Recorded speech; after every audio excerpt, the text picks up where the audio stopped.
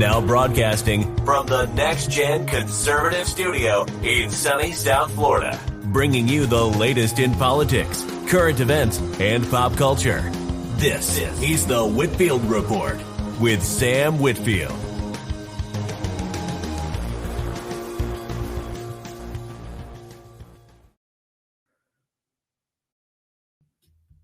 Well, hello everyone, and welcome to the return of the Whitfield Report. Welcome, true believers and newcomers like moon crickets. I guess that's a new term out there. I think I've heard it once or twice. How you doing out there, chat? Glad to be back. Hope everyone is doing well. Let me just share the stream out there, one last time, letting the good people know that we are, in fact, officially live. And hello to the good folks over on Odyssey as well. I always forget to mention we do stream. We stream on 3 places: Twitter, YouTube, and Odyssey. It's all on the same stream. I'm using Melon, but those are the 3 locations that you can tune in from. And then of course the podcast is on Apple Podcasts, Spotify, where you can also watch the video if you'd like to there as well. And everything else is in the description. So anyway, but yes, folks, I am back. Ian did not kill me or drown me or really even wound me, that much. It took out the show for a week because we had no power. But, the internet kept on churning, and I was, I guess, blissfully unaware of what had happened. But anyway, I hope you're doing well. Akaba, how have your past few weeks been? It's been okay. Not too bad. Been playing some games, watching some stuff. Last weekend, I went to a nearby city, hung out with a friend, got a used copy of Halo 2 in practically mint condition with an unscratched code for Xbox Live for 2 months. So that's pretty cool. Got that for $8. Got Wow. a seminal Diane Ross album, actual vinyl. If you're a fan of certain vaporwave, you'll know what song I'm talking about. Got some cheap manga, ate some good fucking food, ate a shit ton of fucking good food.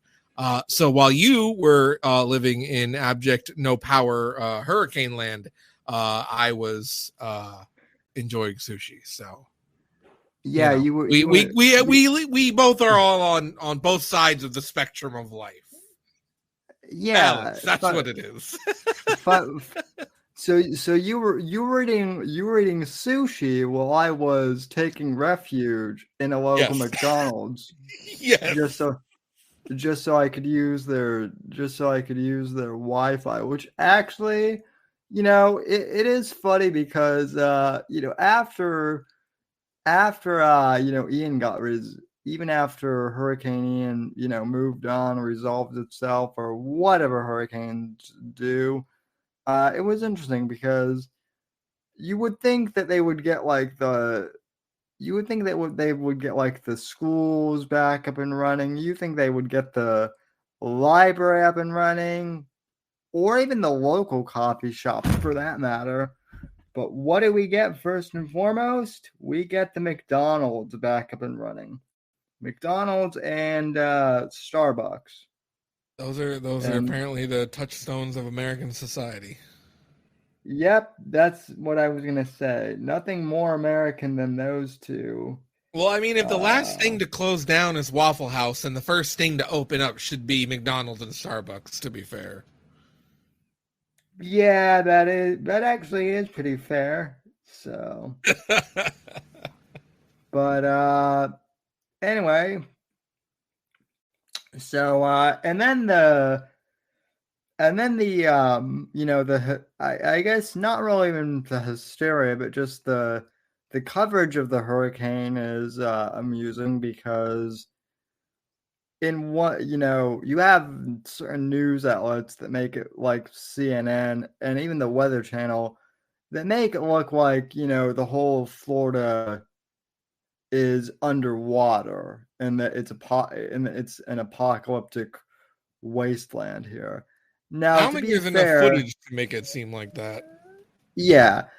I mean, to be fair, that's Miami on any given weekend, just because well the ethnic tensions and whatnot. But Of course. so to be real, like yes, the hurricane was serious, and there is some serious damage in like surprisingly like Orlando got hit pretty hard. That so did Punta Gorda. I think let's see. Yeah, there were a couple areas that were hit really hard. So I mean the hurricane definitely did damage. I'm not denying that. My area of Sarasota where I'm at, um, it got damaged in pockets. That's the best way to put it. There are certain areas where you would think it would have gotten flooded. Like my neighborhood should have been flooded severely. We were kind of expecting that our house would get flooded at the very least, but no. My neighborhood got untouched. Well, I shouldn't say it got untouched, but there was no damage, and it was just the streets were full of, I guess, mud and whatnot. But Wait, hold on. Your outhouse, Sam. Are you telling me you don't have a toilet room in your home that you go out to the back, roll out to the back with a wheelchair and use the outhouse? no, I'm saying that our house, not the Oh, outhouse. our house. I heard outhouse. I'm so sorry. Oh my goodness. I was like, Sam, what kind of squalor are you living in? I lived in a cave and it wasn't that bad. No, no, no. Okay, I'm not. Yeah, I'm not. I'm not that much of a Florida man. I'm not that much of a Florida man. I have an outhouse. Um, I did have to use one once in Colorado, and that was fun. But that's Oh, I'm another sure that story was a for. fucking. I'm sure that was a fucking hoot.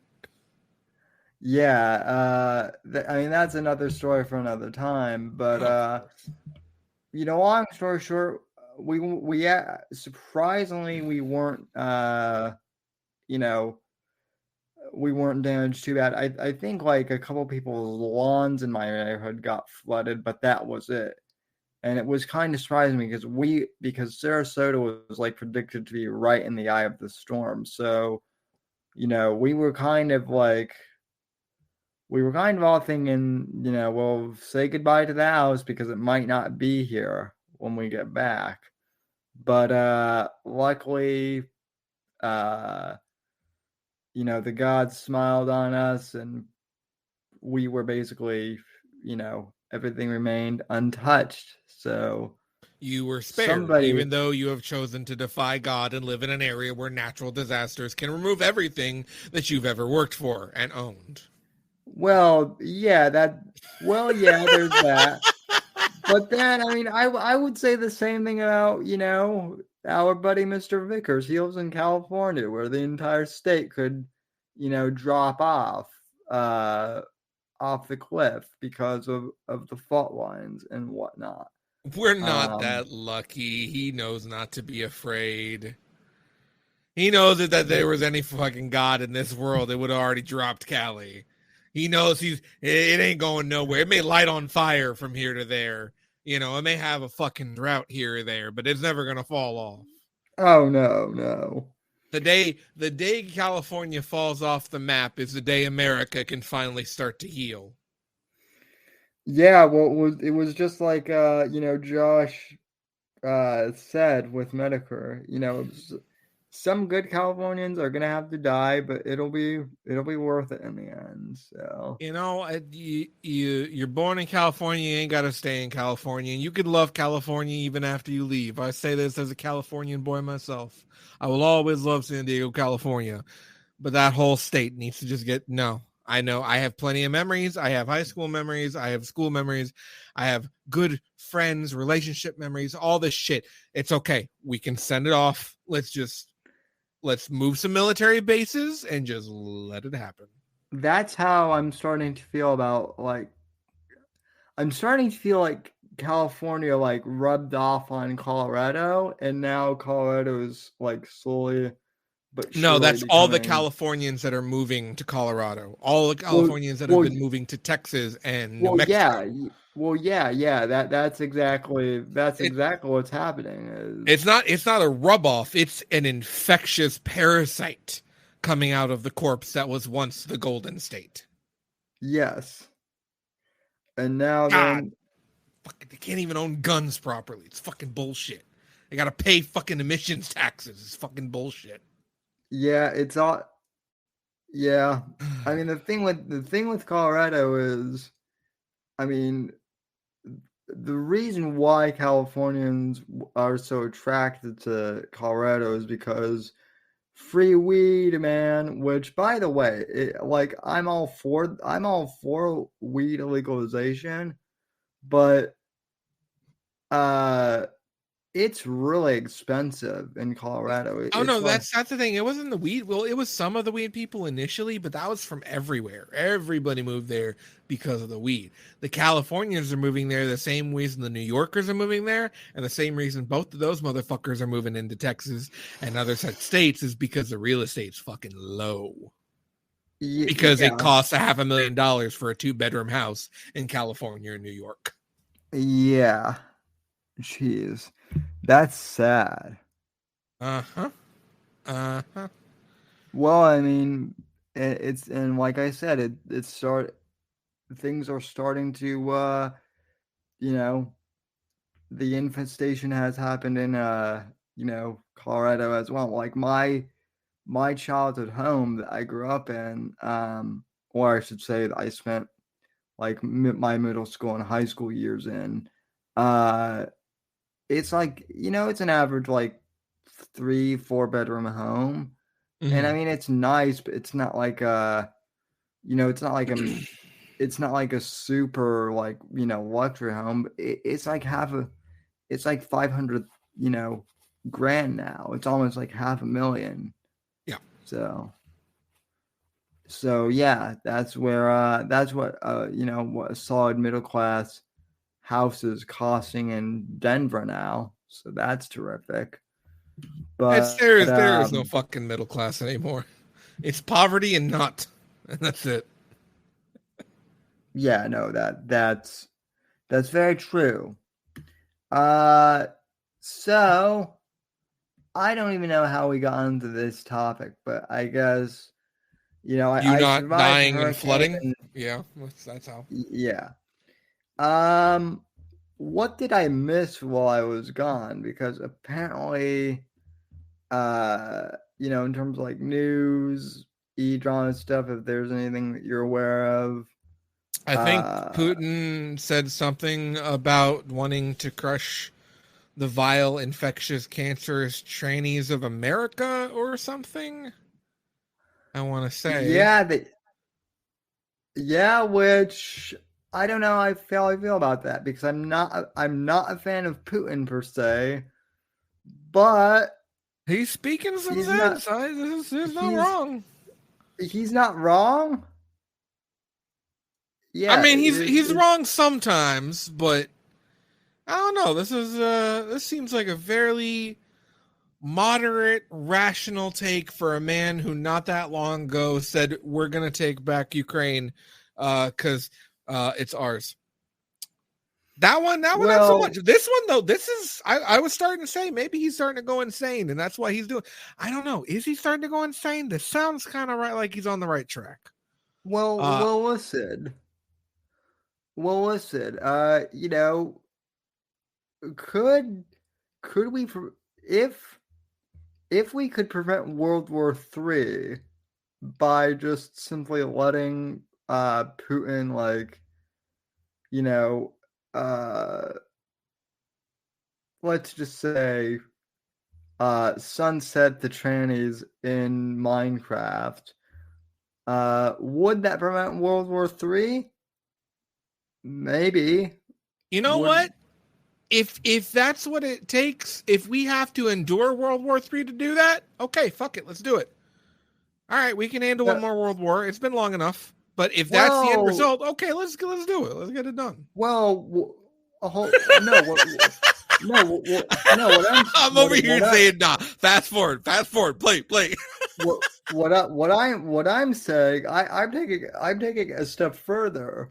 What if Putin were to say, listen, just give me all the trannies and World War III won't happen versus World War III? Like the whole world at war, or just like, 0.1% of the population, like which one? No, it's everyone's too far up their fucking own ass to ever be smart enough to say, let's go ahead and send off those who probably should be in some sort of institution off to Russia. We'll never get that level of, all right, guys, let's take one for the team.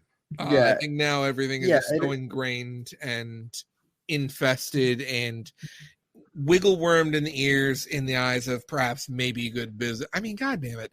Fucking Zoe Quinn and Anita Sarkeesian fucking did a presentation at the UN. I don't know if that's super hard to fucking do, but these motherfuckers have all kinds of fucking worms in ears. God, isn't the secretary of something in the US? Yeah, the secretary of the secretary of education. Oh yeah, it's a man in a wig, with lipstick on. Yeah, and he's ugly as sin, dude. Holy shit! Oh my god. Yeah, no, we'll never ever be smart enough to say yeah, sure, to that. I think we're going to have to endure World War III in order to achieve some progress. Yeah, it's such a. I mean, and to be fair, like in all seriousness, I don't have. It's not trannies in and of themselves that I have a problem with, or really, I don't think anyone has a problem with. It's them constantly, wanting to put the spotlight on themselves in society. Now, let me say this: I don't live in California, New York, or Washington. Washington State. I have never experienced or seen a confirmed one, I think, in my life. And if they have, I wasn't entirely sure. So they're trying. The only ones I've ever had a problem with were all the ones online. And I every day I'm starting to wonder, how many of these are actually real? Right, yeah. Because the whole point is, like, if you're trying to be something else, you want to just be that. You don't want to call the attention that you are somebody who was formerly something else. You want to live your life as that. If I'm trying to live my life as, a cyberpunk hacker, I'm going to throw on some mirror shades and a leather jacket and let bygones be bygones. I'm not going to go around telling people, burn corpo shit and blaze way down the rebel path, because you'll already know that, and I'm just going to do my thing. And you know what? If you don't make a bother, if you ain't doing a thing, that's fine. But it gets to this fucking point where if you have to have a flag for your gender, you're taking shit a little too fucking serious.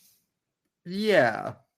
If you have a flag for anything that's not your nationality, a flag for anything that's not some sort of an organization, officially a state, city, anything of that, any sort of municipality, any form of government, law, or order, you don't need a flag. You just don't need a flag. Right. No, it's I mean, the other thing is like when there was the whole meme in like 2016 of, well, we're going to have a straight pride parade, and people were like that's ridiculous and over the top, and it's like, yeah, that's kind of that's when it starts getting over the top. Yeah. Well, but also like that was kind of the point though too. Well, yeah, of course. Like It's the on the nose nature. Yeah, of course it's over the top. The whole thing's over the top, either which way you tilt it. yeah. So yeah. Um So yeah, no, I, those we can go ahead and ship off. But I don't and think we ever will. Not with well the and Secretary of Education being what it is. and also like half those people I don't even think are real people, to be honest. Like like you were saying, like that like I had this rando on Twitter. I mean, you saw it. There Mm. was this rando on Twitter who just like randomly tweeted something that like I looked like a 17-year-old who like aged up to 50, but like it was a really incoherent insult, and he wasn't like replying to like anything that I had like, tweeted or said or anything like that. It was just this random person that just like added me, I went and to go look at his you know, profile, and it looks like he just starts shit randomly with people. I guess that's how he gets his jollies. But yeah, well, that's what I'm saying. Like, I don't even know if it's a real person or if it's just a bot that like, or if it's one of those bots that like Elon's been talking out that just like, um, I mean, it seems like this guy, like tweets out like every SJW lefty like catchphrase talking point almost, to the point where like it's almost robotic, and he won't reply to anyone. So that's what makes me think that maybe this person is a bot, although somehow he's also followed by Barack Obama's official Twitter account. So well, I don't know what that's about. I mean, it's probably safe to And he, assume 65 to 70% of all Twitter users are not real users. It's probably very safe to assume that. mhm. If And follow counts and engagement are anything to go on, you can probably safely assume most of the bullshit, most of the stupid ass fucking opinions, most of the retarded takes you ever will hear on Twitter, at least to some extent, are not coming from humans. We're not that far gone yet. yeah. Well, um, hold on. I want to address something in chat. I mean, Larry Upshot, you're like when I'm talking about trannies, I'm not talking about you. Okay, you're normal. You're not bothering anyone.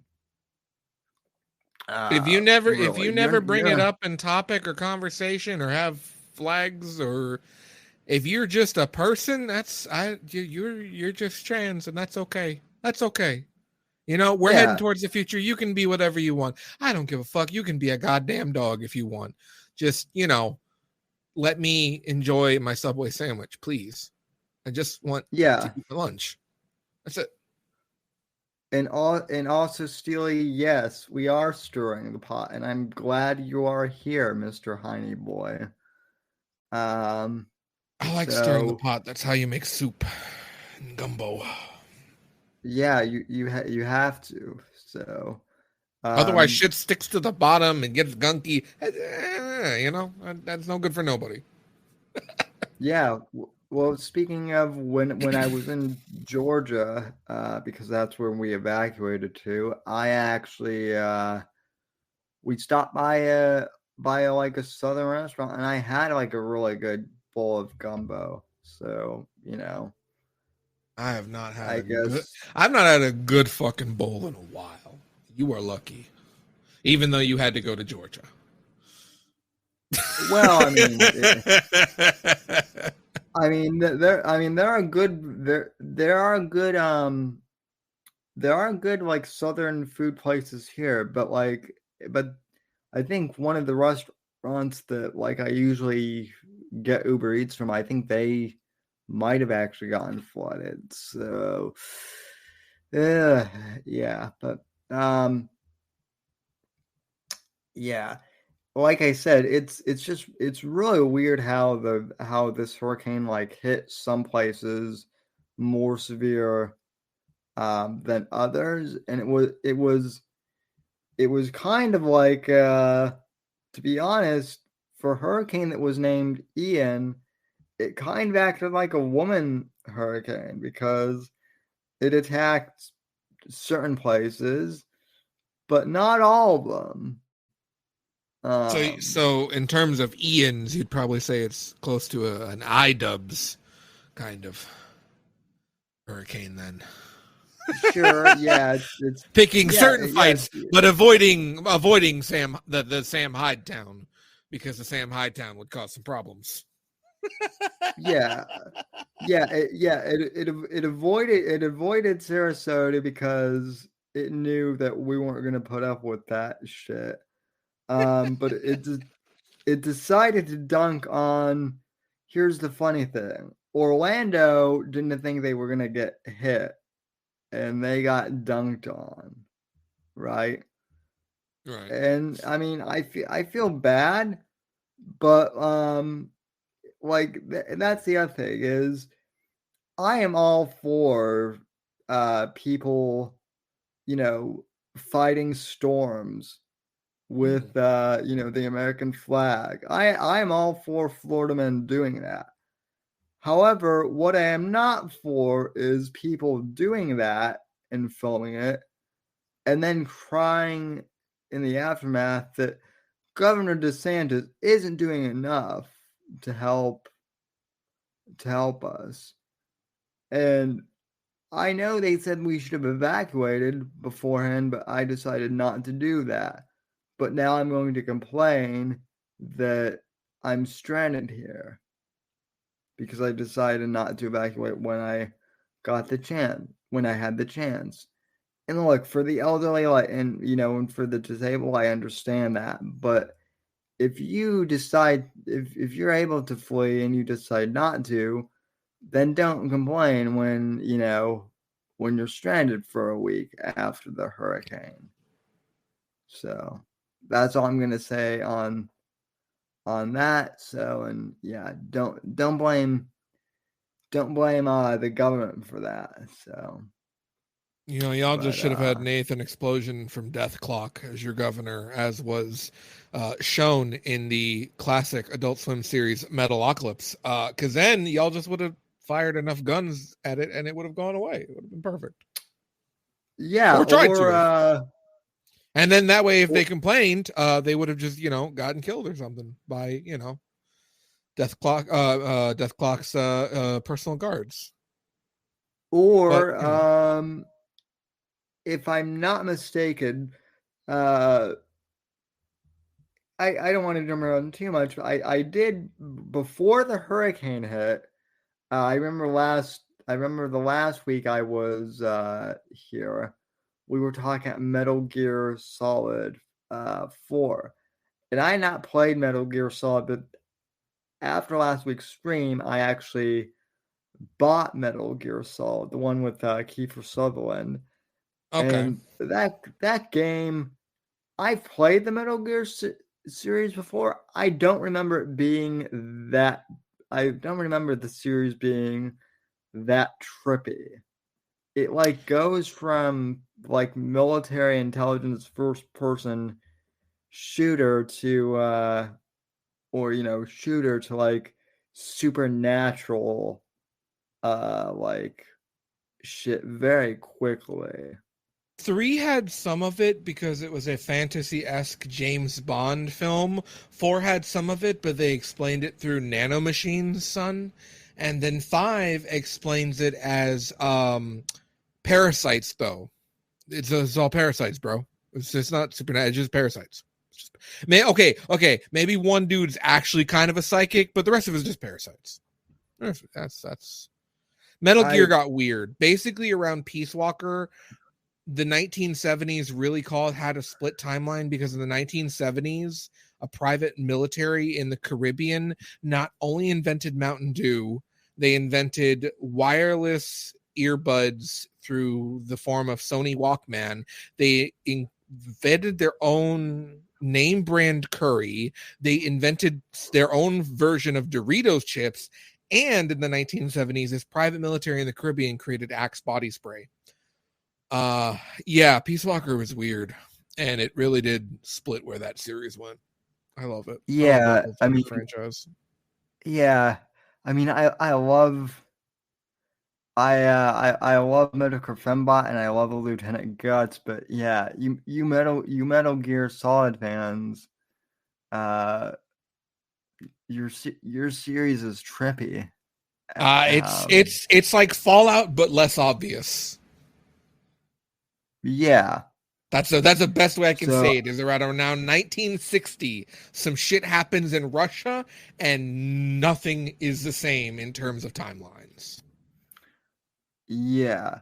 Well, I bring that up in relation to the hurricane because it seems like at one point there is a mission. I could be mistaken, but it seems like at one point you're literally like shooting at a beam who can literally like create hurricanes or some shit like that. But I could be confusing games. So you might be confusing games, maybe kind of, but kind of. It could happen, depending on the game, depending on the writer. I'll say that. But also, back on the topic of what you missed, North Korea fired some fucking missiles over Japan, so that's cool. That's not alarming. I did see that. Yeah, that's super. That's super cool. encouraging. I I did see that Biden was like, well, maybe, man, nuclear war isn't off the table completely with Russia, and it's like, oh, great, we have this senior citizen with his hand on the button now. That's super, encouraging. It's not great. It's not great. And this is all as gas is going to rise again because they recently announced that they're stopping production of oil by I think like 1 million barrels a day for a while. So expect that gas price to go up real soon if you haven't bought your gas already. And if you notice it going up, keep it topped off because it's only going to get worse. Fortunately, I think DeSantis has decreased gas here in Florida, but I'm not sure how long that will last or how long it can last. Californians decided to combat inflation. They're going to give every Californian resident $1,000 because that's how you do that. What happened to my fucking state, dude? Yeah, well, and how many of them are actual Californians, or how many of them are allegedly here? Even I'm gonna get, well, it's in through bank account, so you have to have some level of registration through county. So I'm hoping it's not that bad, but regardless, that's how you combat inflation. Just give out more fucking money. Well, hey, that's always worked before. It's never been a fucking problem at all. What else happened in the fucking news? That happened. I can't think of much else. So the day I got internet back, which was Thursday, Ash and I know he's lurking in here. I haven't seen him in chat, but I know you're lurking, Ashhole. He and I watched Tucker Carlson's interview with Kanye, which Kanye is one of those people where I never knew what to make of him before he went MAGA, and I still don't know really what to make of him. I'll say it here and now and just make it real fucking clear. I think Kanye West is fucking based. Some of his music in his later catalog you can take or give, but I think the man's an artistical genius. I think he's suffering from some sort of mental disorder, and he is also privy to a lot of the world's dark fucking secrets, and he can't say it outright. I think I think he can be Yeah, a fucking savior if people treated him properly. well, I mean, that's the thing. I definitely do think he's based. And I mean, a lot of the stuff he was saying, I was like nodding my head, and like saying, "Yep, you're right. You're absolutely right about them." About the establishment like wanting to, silence black people, and keep them separated, even within their own class, which is even with like Kanye was talking how black people are separated even among class, which is true. Absolutely. Um, Well, he said black people are still fucking slaves because they are in their mind. And yeah, they still have a fucking mentality because they can't let go of what had already happened and move forward. And not in a negative connotation. I understand how it happens, but he said that shit, and black people were about to go fucking clan on his ass, practically. yeah. Instead of Um, giving him a chance to and actually listening and considering, there may be some weight to his words if you think about yourself and your position within society and those around you philosophically and physiologically. But no, Kanye like Trump, so Kanye racist. yeah, but then I also thought it was interesting how he did address, how he even felt kind of slighted by Trump there for a sec, because Trump kind of was, boasting at how, oh, the black population, loves me now because of you, Kanye. And that was kind of when he dipped out of MAGA there for a while, Well, I mean, which, Kanye's show business, he should know how it is, but yeah, I can understand yeah, why I'd feel like that. I mean, I think it's, and people think it's, oh, we'll get to this in a sec. But finishing on Kanye, I mean, people think it's weird that he bought the house next to Kim so he could be closer to his kids. And listen, as a kid whose parents got divorced, I mean, that would have been awesome if, Oh yeah, I no, mean, that's incredibly thoughtful of the child. I mean, my parents didn't live super far away from each other, but hell, it would have been nice if they, stayed in in the same neighborhood, Oh let yeah. alone. So, that was super thoughtful of him to do that. So yeah, after Florida got rocked from Hurricane Ian, we then got rocked by Hurricane Giselle, or rather the news that I guess Giselle and Tom are breaking up or getting divorced or something. I don't Ooh. know. I I mean, listen, Tom Brady is a great quarterback. I don't Oh, really know. oh, okay. I didn't know who you were talking about for a second. Oh yeah. Oh yeah, you didn't hear about this? No, I did not hear about this. Okay. So apparently, I guess Tom Brady's wife, Giselle, who's like a supermodel or something, um, she filed for divorce because I guess she's angry because Tom said that he was going to retire at the end of last NFL season. And then at the last minute, he decided not to. And he renewed his contract. And so he's playing again. And apparently, this has led to her filing for a divorce. Um, my thinking is there has to be a lot more, to her filing for divorce than just this. I don't like care about like, celebrating marriages and whatnot, but for some reason the entire internet is talking about it.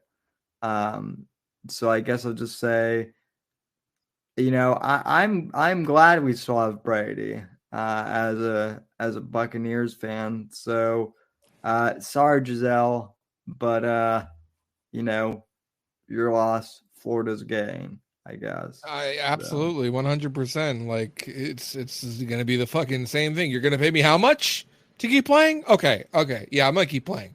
But no, you should retire.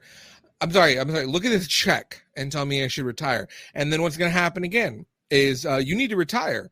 Okay, how much are you gonna pay me to play? Well, about this much. Okay, but we'll pay you this much to coach. You're gonna pay me that much to coach. Yes. Okay, I'm not quitting.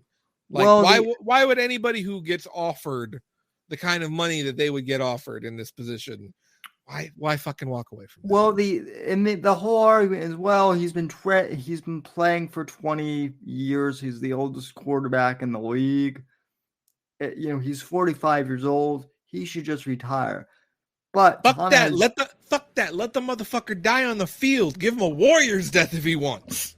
well, yeah, and that is pretty much what Tom's like when Tom announced that because Tom at the end of the season, just to give you some background, he said he was going to retire, and then at the last minute he decided, no, I'm not going to retire. And when he was asked why, he gave the answer of, I'm not ready to retire because I still love playing the game. I'm still in good shape, and I don't know what I would do if I were. That's the thing. He's got a very limited amount of wear and tear and time left in his body and on this earth to keep doing the thing that God has given him the ultimate talent to do. Well, I would not blame him. Well, I mean, the other thing is he is the oldest quarterback in the league, and he is in better shape than a lot of other football players, especially his age.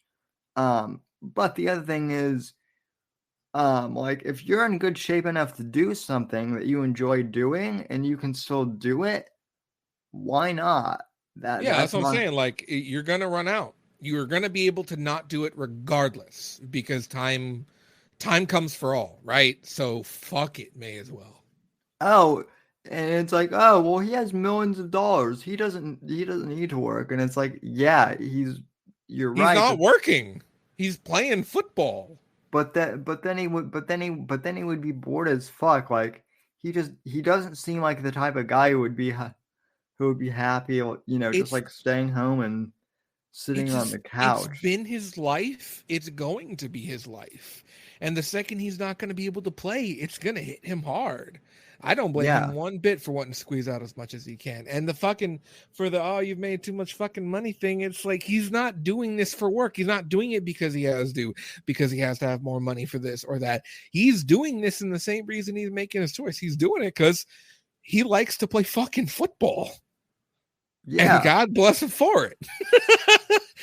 He's that dude that's going to keep buying Madden every year, no matter how bullshit EA makes it.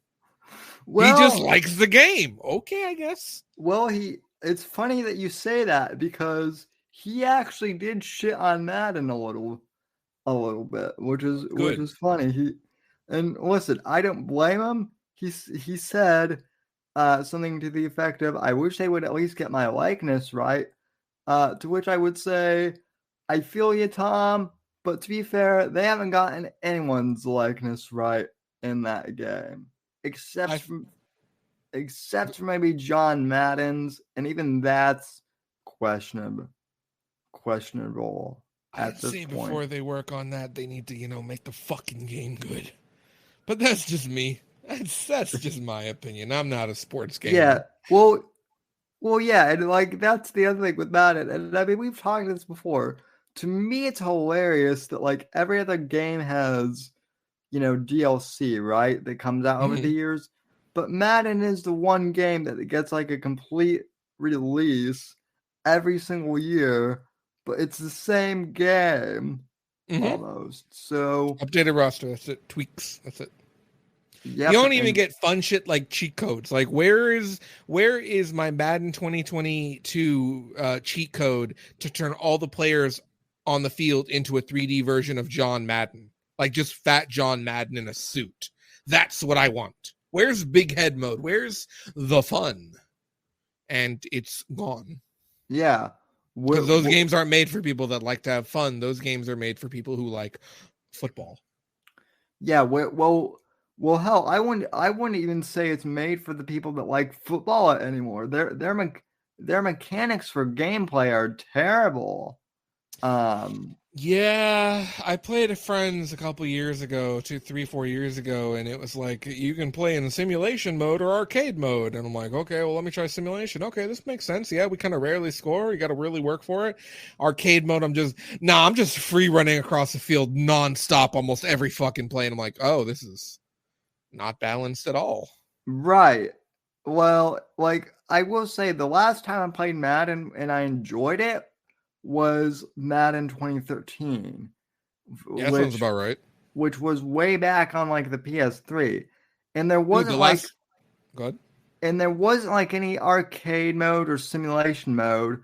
There was something like exhibition mode and then season mode, and basically all you did was like, okay, here's the controls. Here's how you make plays. You can customize like the time limits of how many of how long each quarter was. But other than that, like they didn't like have all these different modes and whatnot. Like it was a straightforward football simulator, which is all I want. That's literally all I want. I don't need to play through like all these different like simulators and whatnot. It gets weird. It's not even authentic. You're looking for one of two things. You're looking for the simulator or you're looking for fun. But even with the fun mode, it's still in that simulation appeal. Like my favorite football game, the only football games I've really ever liked in my life were the NFL Street games. They were arcadey football games, but they weren't so unbalanced. They had just enough little bit of realism that you had to use tactics, but you were running up off of walls and like spin tackling dudes in midair. It was crazy. It was fucking fantastic.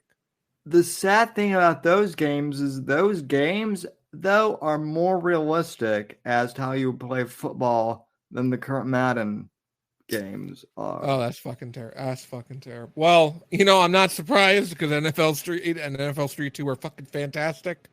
But fuck. I mean, ESPN used to have like a game franchise, and like they actually had like an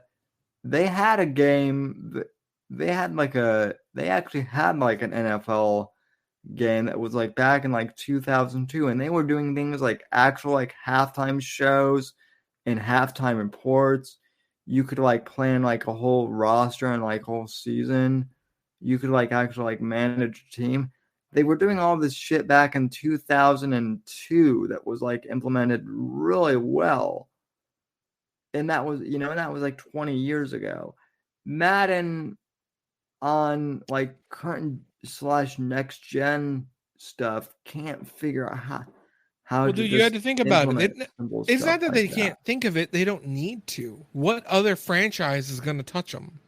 Back then, yeah, Madden was king, but you had all kinds of people. Like you said, ESPN. Everybody was trying their own sports games and to get a piece of that fucking pie. Now, it's just fucking Madden. Now, it's just NBA 2K. And now, it's MLB The Show and only on PlayStation. Yeah. Actually, and I think they don't even keep that series updated. I don't know if there are any current baseball games that come out. There isn't. There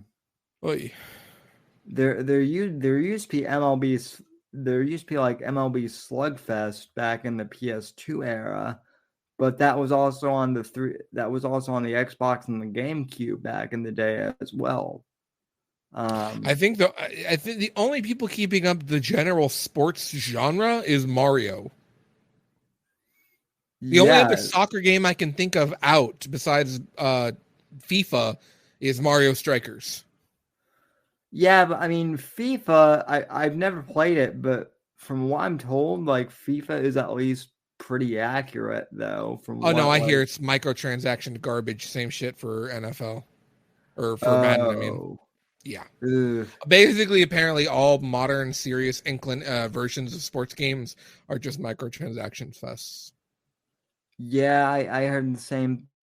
I heard the same thing with the new UFC game. Yeah, So, um, it's a tough I time to be a guess sports fan I guess for they. video games. I mean, it's a tough time to be a sports fan in general with them wanting to politicize everything in It's a tough sports. time to be a video game fan for the But exact same reason. yeah, you're not wrong. Speaking of that, though, shall we get into gaming news? I And I think it saw is the time to switch Apex. on over. And I saw the Apex sent me a DM or something, so I'll go and check Let's go ahead and that. check that. We'll just go ahead. Valve just slipped and released a vid showing a Switch emulator on their Cleveland Steam Deck. Wait, do they have a Cleveland version of the Steam Deck? Oh, dude, I want that one. Like, it's just a Steam Deck, but on the back, printed across, it says, "At least we're not Detroit." That'd be a good fucking Steam Deck, dude. That'd be a good fucking Steam Deck. That doesn't surprise me. Good. I might actually buy that then. I would buy either the Cleveland Steam Deck or the Cleveland Brown Steam Deck. Either of those sound fucking fantastic. Yeah. That doesn't surprise me that they might have released a vid. I'm sure it's not an official capacity like demonstration. It's probably meant to be something for investors, but it doesn't surprise me. If I remember right, the Switch emulator is actually very well optimized and can run on a good medium of stuff, considering that the the specs of the Switch are fairly low. I mean, if you're going to have a Switch-like device, it should probably run Switch-like games, even through emulator. Although, granted, I haven't checked Switch emulation for a good hot minute, but that is beside the point. It's an Upper Decker product. Oh my god. That's what I say whenever I have to go to the bathroom. I tell them I got to go take the Cleveland Browns to the Super Bowl. And it always gets a good little laugh. We have I'm not sure how many of them tune into the live stream. I know we have some podcast listeners from Ohio who will be like, I used to like Akaba, but now he sucks because he's shit on my I'm taking you to the Super Bowl. We're going together. That's a good thing, Oh. man. That's a good thing. Yeah, I have no hatred for the Cleveland Browns whatsoever. None. And I have never even been to Ohio. No harsh feelings. Well, and also to the Ohio podcast listeners, you know, you might be upset at Akaba for dunking on the Browns, but just like watching the Cleveland Browns, you'll be back to listen next week, and you know you will. You know you can't stay mad at Akaba forever, just like you can't stay mad at the Browns no matter how many times they let you down. So, you know, and I can't always get it there, but at least Akaba's dependable, unlike the Browns. So. See, those are not my words. So let's just send all hate to Sam's way here over at SamW_NGC when we're going to be throwing the Cleveland hate going around here. Yeah. Although I will say, just to counterbalance, props to the Browns for keeping their name, unlike the Washington football team. Upsets me so fucking much. That hurts, that changes my childhood, that changes my upbringing, that changes the world I grew up in. You're not allowed to change my fucking past because the new name and the new logo look fucking stupid and sound fucking stupid. Even the supposed Native Americans that they that they made the name change in order not to offend, were actually more offended that they changed it. So yeah, way to offend Everybody. Way to offend everybody. Way to piss off the group that you were trying to placate to even more in reality. But they don't want to talk about that. You can't anyway, though. not offend everyone, otherwise you'll just end up offending everyone. Yeah. Pretty so much. by all means, keep the cripple jokes rolling, people. Because the only other thing that'll be rolling is his wheelchair. Yep. By the way, what did Apex say? He was replying. He was replying to Sam Rando's tweet, which I don't know what he's doing. Get in here, faggot! If you're Apex, get on the fucking show, dude. What the fuck? You've been here. Okay. Yeah, no. I see. No, I see him right there. Got to respond to that fucking check mark. We got a fucking show going on, but got to respond to that Twitter check mark. God fucking damn it. Apex. He's got to respond to the Twitter check mark of I guess high school football players throwing something that I hope is silly string or something like that. I hope that's what it is, and not Nick Fuentes' favorite substance. Twitter was a fucking mistake. Microblogging was a fucking mistake. But speaking of mistakes, let's go ahead and roll this into video game news, shall we? Yes. Okay. Okay, so Twitch decided that it's going to just be evil. Have you heard about this, Sam?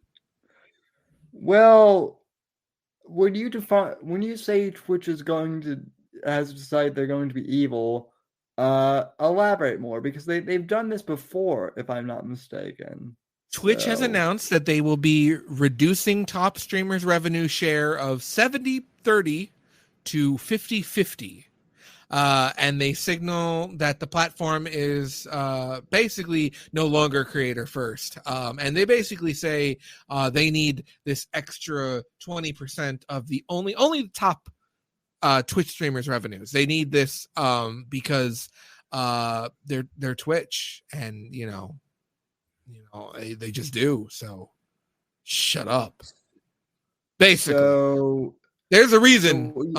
But I use big quotations around the word reason.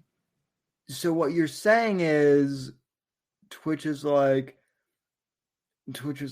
nah, fuck trying to be different than YouTube. We're just going to become YouTube, basically. Practically. And fuck people over. Yeah. Practically. This will hit the top earners the most. But it's corporate greed in the highest order, because think about who owns Twitch and then tell me that they need money. I dare you. You can't.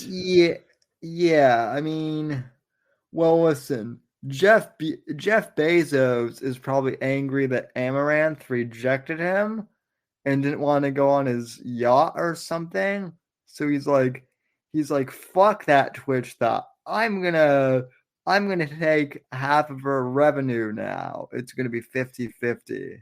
So we really need to just start re-implementing the very valid French tactic of standing outside of a large building of the upper class and having some drinks, playing some music, maybe some cheese, some wine, having some good times, and fucking erecting goddamn guillotines. It's about that time that we start going outside of these yachts and just putting up guillotines while we wave some French flags, eating cheese and wine, and just staring, letting them know that we're there. They can see that guillotine. The blades rise nice and high. We had fucking Johnny over here fucking polished up nice and shiny, and we angle it just right so that flash of lights beaming into the yacht. We need to bring that back because this is getting fucking ridiculous. I agree, but speaking of ridiculous, Apex, hello, how are you? Hello, everybody. Good Lord, the Queen's dead. No. Oh no, that wasn't English. Okay. That was just sorry. That sounded a little redcoat. Shit. A little more redneck. Hello, everybody. Oh, okay. You went hello. Hello. Go, yeah. Hey boys, how you doing? What's up, y'all? How are y'all doing today? What's going on? Sammy, you made it, buddy. Did you learn to swim or what? I survived. He can't even doggy paddle. Shut the fuck up. Somehow the wheelchair made it all the way to Georgia. Or as Alan Powell wrote on my Facebook post when I wrote about it, he said Georgia's a long way to crawl without power to your wheelchair. That's a good point. So no, I mean, obviously you guys were prepared, huh? Do you know somebody in Georgia, or what'd you do? Well, my mom got a second home up there, like. Oh, hell yeah! So, yeah, we went up there to a little cabin, and we didn't have internet, but we did have power, and I did take Akko's advice, and I brought the PlayStation mainly because I didn't want it getting flooded, and just in case something happened. And I did play Elden Ring while I was up there, and it was pretty good. So yeah, awesome. So, well, I'm glad you're safe. Any damage to your surrounding area? No, there was really no. The only thing, miraculously, there wasn't really any damage to my neighborhood. There was some flooding of some of the strip malls and whatnot, but largely it was kind of. I would say Sarasota got sporadically flooded, but nothing major, nothing compared to Fort Myers. Yeah. Or some of them places got it pretty good. Yeah, I guess Orlando got hammered, even though they weren't expecting it. So yeah, I mean, it's a real mismatch of everything, but yeah. Well, that's good. I mean, not everyone was so lucky, but I'm glad you're good. I'm good. The only thing of it was we were without power for a couple of days, and I'm glad that it was only I'm glad that it was only 7 this time, because it was 11 the last time Irma happened. I was gonna say, I mean, it's kind of amazing in the modern day that Category 4 or 5 hurricane can come through and you can get power back in a week. My grandmother got her power back within 2 days. Yeah, so, that's pretty amazing. Yeah, but those guys better be getting paid a fortune. They do. Yeah, they do.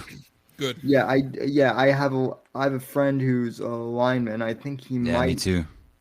I think he might actually be watching, even if he's not a commenter. But yeah, they make good money, good, which they do deserve. God's work. So, and yeah, they deserve to.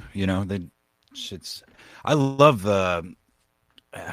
I've always had there's been weird little dream jobs. You know how when you're a kid, you're like, well, I want to be a fireman or a spaceman or whatever. Mm-hmm. One of the things that I really wanted to do when I was a teenager was be one of the dudes that work the high the power lines, the high power lines, either on their carts or via the helicopter and shit. I don't know. That's just for something about that always seemed really appealing to me. Walking on those high powered lines, changing out spacers and shit like that seems fucking weirdly exciting to me, but dangerous. Interesting. And that's why they make so much money. Yeah.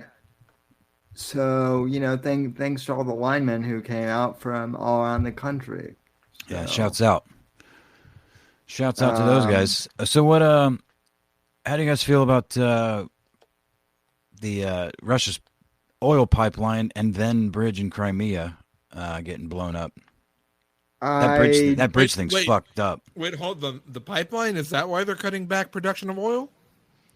I don't think so. Oh, fuck, that's going to make it even worse. I have no idea, actually, because I saw about the bridge. That was fucked. The bridge videos that I've seen, that is wild. And the other thing I've seen is the absolute celebration by an alarming number of people. Like, stoked about Putin, Crimea River, Crimea River. But we're gonna shit post. Short-sighted, it hurts, dude. We're gonna shit post our way into fucking Armageddon. And I mean, we shit posted Trump into office. I wouldn't doubt it. That's true. That's very true. Yeah, I don't know. It's wild. I'm curious to see how all this plays out. Yeah. Now I heard about the pipeline, but I did not hear about the bridge because I was really? without. Yeah, that just happened. That just happened this morning or late last night. Yeah, that. Yeah, some fucking terror. I don't even understand exactly what happened, but they blew up the bridge. I mean, you can see footage of it. I don't know if it was like a car bomb or what, but it was a big motherfucking explosion. I did see something like on Thursday when I got my power back, when Biden said, well, nuclear war might not be completely off the table or something like that. And I was just like, oh, great. I get my power back. I get reconnected to the world. And this is the first thing Black pill, motherfucker. I see. Swallow it, Sammy. Yeah. If you're not ready, go ahead and go buy or rent or borrow Fallout. Go get some practice in it. You might be needing it. Yeah. No, but, bless you. We also just ordered like $270 million worth of fucking.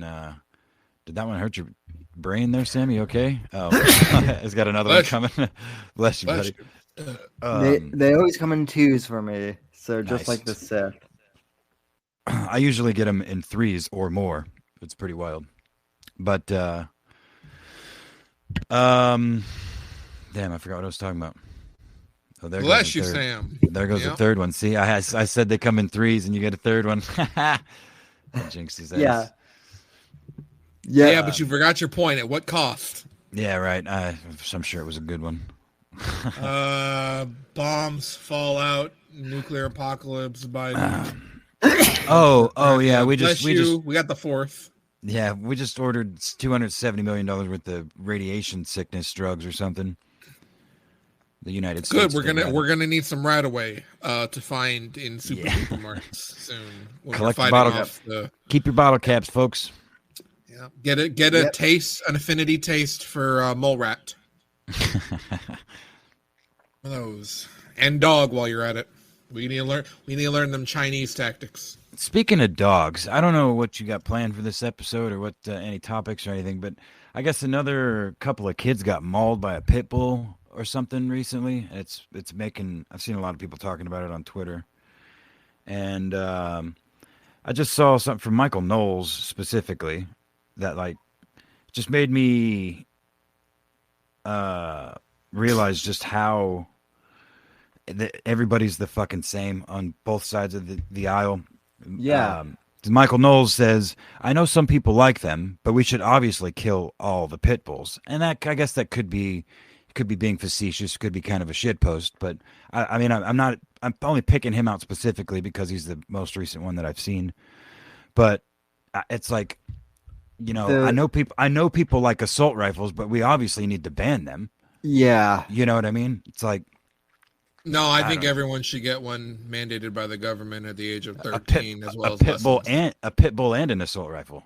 No, mandated by the the assault government. rifle you practice on the Practice pit on the bull. pit bull. Two birds, one stone. Easy. I solved Well, it. hey, look, Easy. it's a complex ordeal. See, because you could grow up, you could have Grow up with the pit bull, you could and have if a you partner, survive, you're If strong he's- enough to use the gun, and then you use it to finish the fight. and then you take the power of the pit bull, and it's like he's like your your kindred Spirit spirit. animal. Yeah, your spirit animal. So you send him out into battle for you to fly with the bullets.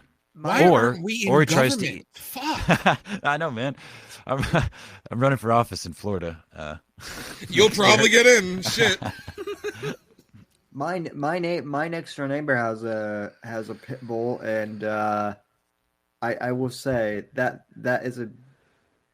dog is huge, but that dog is also a big baby. I love Uh, Bud. I know I'll so say many pit bulls, dude. Yeah, I love all dogs. Don't get me wrong. I love all dogs, even the ones that are still kind of wolfy and genetically like humans good. I understand. It's not their fault. The genetics are not their fault. I'm not going to blame them for that. Right. You Right. know? But I'm still not going to let a child near one because I know instinctively that motherfucker isn't strong enough to go, I'm a dog and I know genetically I really want to eat that fucking baby, but I have to be above that because I'm a dog. I'm going to resist my inner animal urges. No, he goes, yum. And that's it. Yeah. And it's not his fault. I mean, That's you not could his say fault. you could say that about any larger breed of dog, though. I mean, You can almost. say that about big cat. You can train big cats like lions and shit to be cuddly fuckers and tigers Yeah. to be, cuddly assholes. But there's still that one thing, just like with the magicians with the tiger. One day that tiger is gonna, maybe be hungry, maybe get a wrong signal. He has to be taught to fight against that inner Maybe, thing that's been generation. God knows how many generations built millennia, into him instinctually, like literally millennia. in the DNA to automatically respond like that. Look at our fucking monkey brains and how dumb they are. That's why teenagers are eating fucking Tide Pods, because our monkeys go fruit. Well, the other thing about kids with pit bulls I is like Johnny's. I like Johnny's idea. Johnny Arcade commented with, "Can we just build stadiums and make children and pit bulls fight like tiny gladiators?" Yes, that'd be better Give the to children watch than football. Give the children assault rifles. They don't know how to Yes, use them. They have to perfect. figure them out on the fly. No, just take them all love and this put idea. them on an island. well, Yeah. well, and also the thing with pit bulls attacking kids, right? I hear that argument a lot, and here's my thing: is like, okay, that might be true, but also like if you're around a kid, particularly a toddler, toddlers around dogs, like if you ever watch a toddler and a toddler is always going to do stuff like pull the dog's tail. Yep. Most of them, Yeah. yes. Most of them, Yeah. yes, because they Or don't Whack know. them in the face. Whack them in the face a bunch of times. Pull their Yeah, tail. Exactly. Go ahead. Yeah, and it's not necessarily it's not necessarily like the kid is trying to hurt the animal or something, right? Kids are just curious, but the dog doesn't know It's the that. same. It's It the flip results in the side. dog. Yeah, It's the flip And side so- of what Akiba was just saying. Where Yeah. it's genetics. The kid doesn't know it's doing any wrong. The dog doesn't know it's doing any wrong. There is a mediation point somewhere between there called parents that are most often I don't want to say responsible. no, responsible, because if we were still monkeys, the fucking mama monkey would be responsible for letting the fucking baby walk up to a goddamn wolf thing and fucking True. bap on it. She Yeah, would be true. smart enough to go, I shouldn't let my child near this dangerous thing, which we normally hunt. Yeah. or Or Yeah. avoid Well, no, altogether. wait, yeah, avoid. I'm sorry, monkeys don't hunt. Yeah, avoid. Yeah. Right. yeah, or or just be like, no, we don't touch the dog there. You can pat it on the head, but yeah, no, don't. Or Yeah. they could just be responsible and give the child a Snoopy plush and let it be that. Or give him an assault rifle, Or an assault rifle. I'm sure there's less chances for a child to get seriously hurt or killed handling an assault rifle as a toddler than opposed to if you left the toddler and a pit bull in the same room. Well, and again, I don't even know that that's the thing is, I don't know that it's just, obviously we all know how pit bulls came to be. We all know what they were bred for, right? But I mean, 89% of pit bulls do 95% of pit bulls do 80% of child eating. Yeah, there's the 13% of the dog population is pit bulls, yet somehow they commit 85% of the dog child crime. eating. Yeah, of the child eating, not even the dog crime, just the child eating. Child eating, yeah. But no, I mean, like German Shepherds are one of the most volatile breeds that exist now, and I mean, they were also bred to be vicious killing machines. You know what I mean? Specifically in recent times, their genetics already helped for that, but they were as a species recently conditioned very heavily. Yeah, within the last 100 years, they've been like the entire genetic line has been, comes from the same place. Army dogs, the German fucking war machine. And they're great dogs, but they can snap just as fucking quicker, or just as quick or quicker than any other animal I've ever seen. Yeah. Well, that's the thing. They're all wild animals. We just like to forget that because some are stupid and dumpy looking like pugs. Well, I was probably 12 or 13 years old, and I had this little mutt, like wienerish type dog, like the elongated, short legs, not super tiny. Dumpy. Yeah, but not a big dog. I called him Limo, and I found him. He was just a stray dog. Found him as a kid, brought him home, and he became our dog. He was my fucking buddy. I was, laying with him on the couch one day, and I was petting him, and he was sitting, it was whatever. He was like in front of me. He was in front of me. I was petting his head, and I looked up and I blew at him. Or like I took a deep breath and I blew, and he like looked at me funny.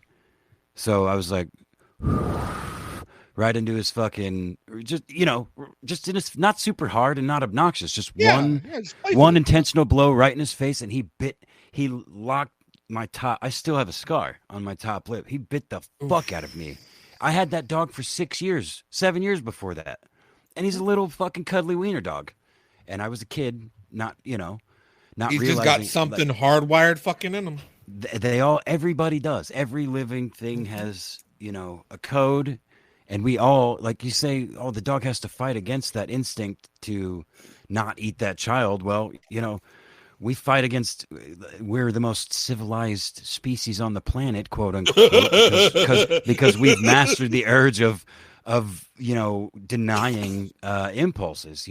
I want to punch this dude in the fucking face. I would like to run this person over with my car. That bitch is hot. I want to hit her in the head and take her somewhere. No, I'm saying she looks like a good breeder.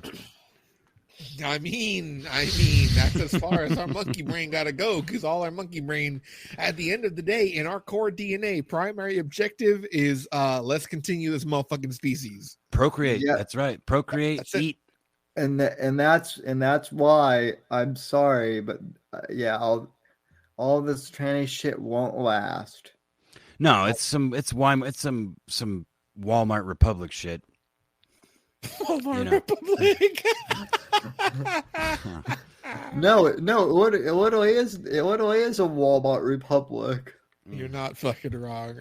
No, I mean, this shit, all this shit that's happening is so, like, again, the Weimar Republic was not that long ago. Just like we were talking about German shit, all this shit is recent history, and we're just whipping it right the fuck back around, and nobody cares because Nazis were bad. So that area of history, that's all that matters. You figure you get that bullet point, you've learned everything you need to know as far as the modern liberal mind is concerned. Yeah, quote unquote educated mind is concerned, right? So I mean, history doesn't repeat itself, but it rhymes. Isn't somebody smarter than me once said that? Or maybe drunker than me, I don't know. Speaking of Nazis, they put Return to Castle Wolfenstein on the Xbox Game Pass, and boy, that's a good Wolfenstein game that people didn't play. I played it as a kid. Very good. Return to Castle Wolfenstein. Yes. It came out like 2002. Oh, I don't think I ever played that, man. Oh, it was so good. It was so good. That's my talk about Nazis. Nazis are Is it first person?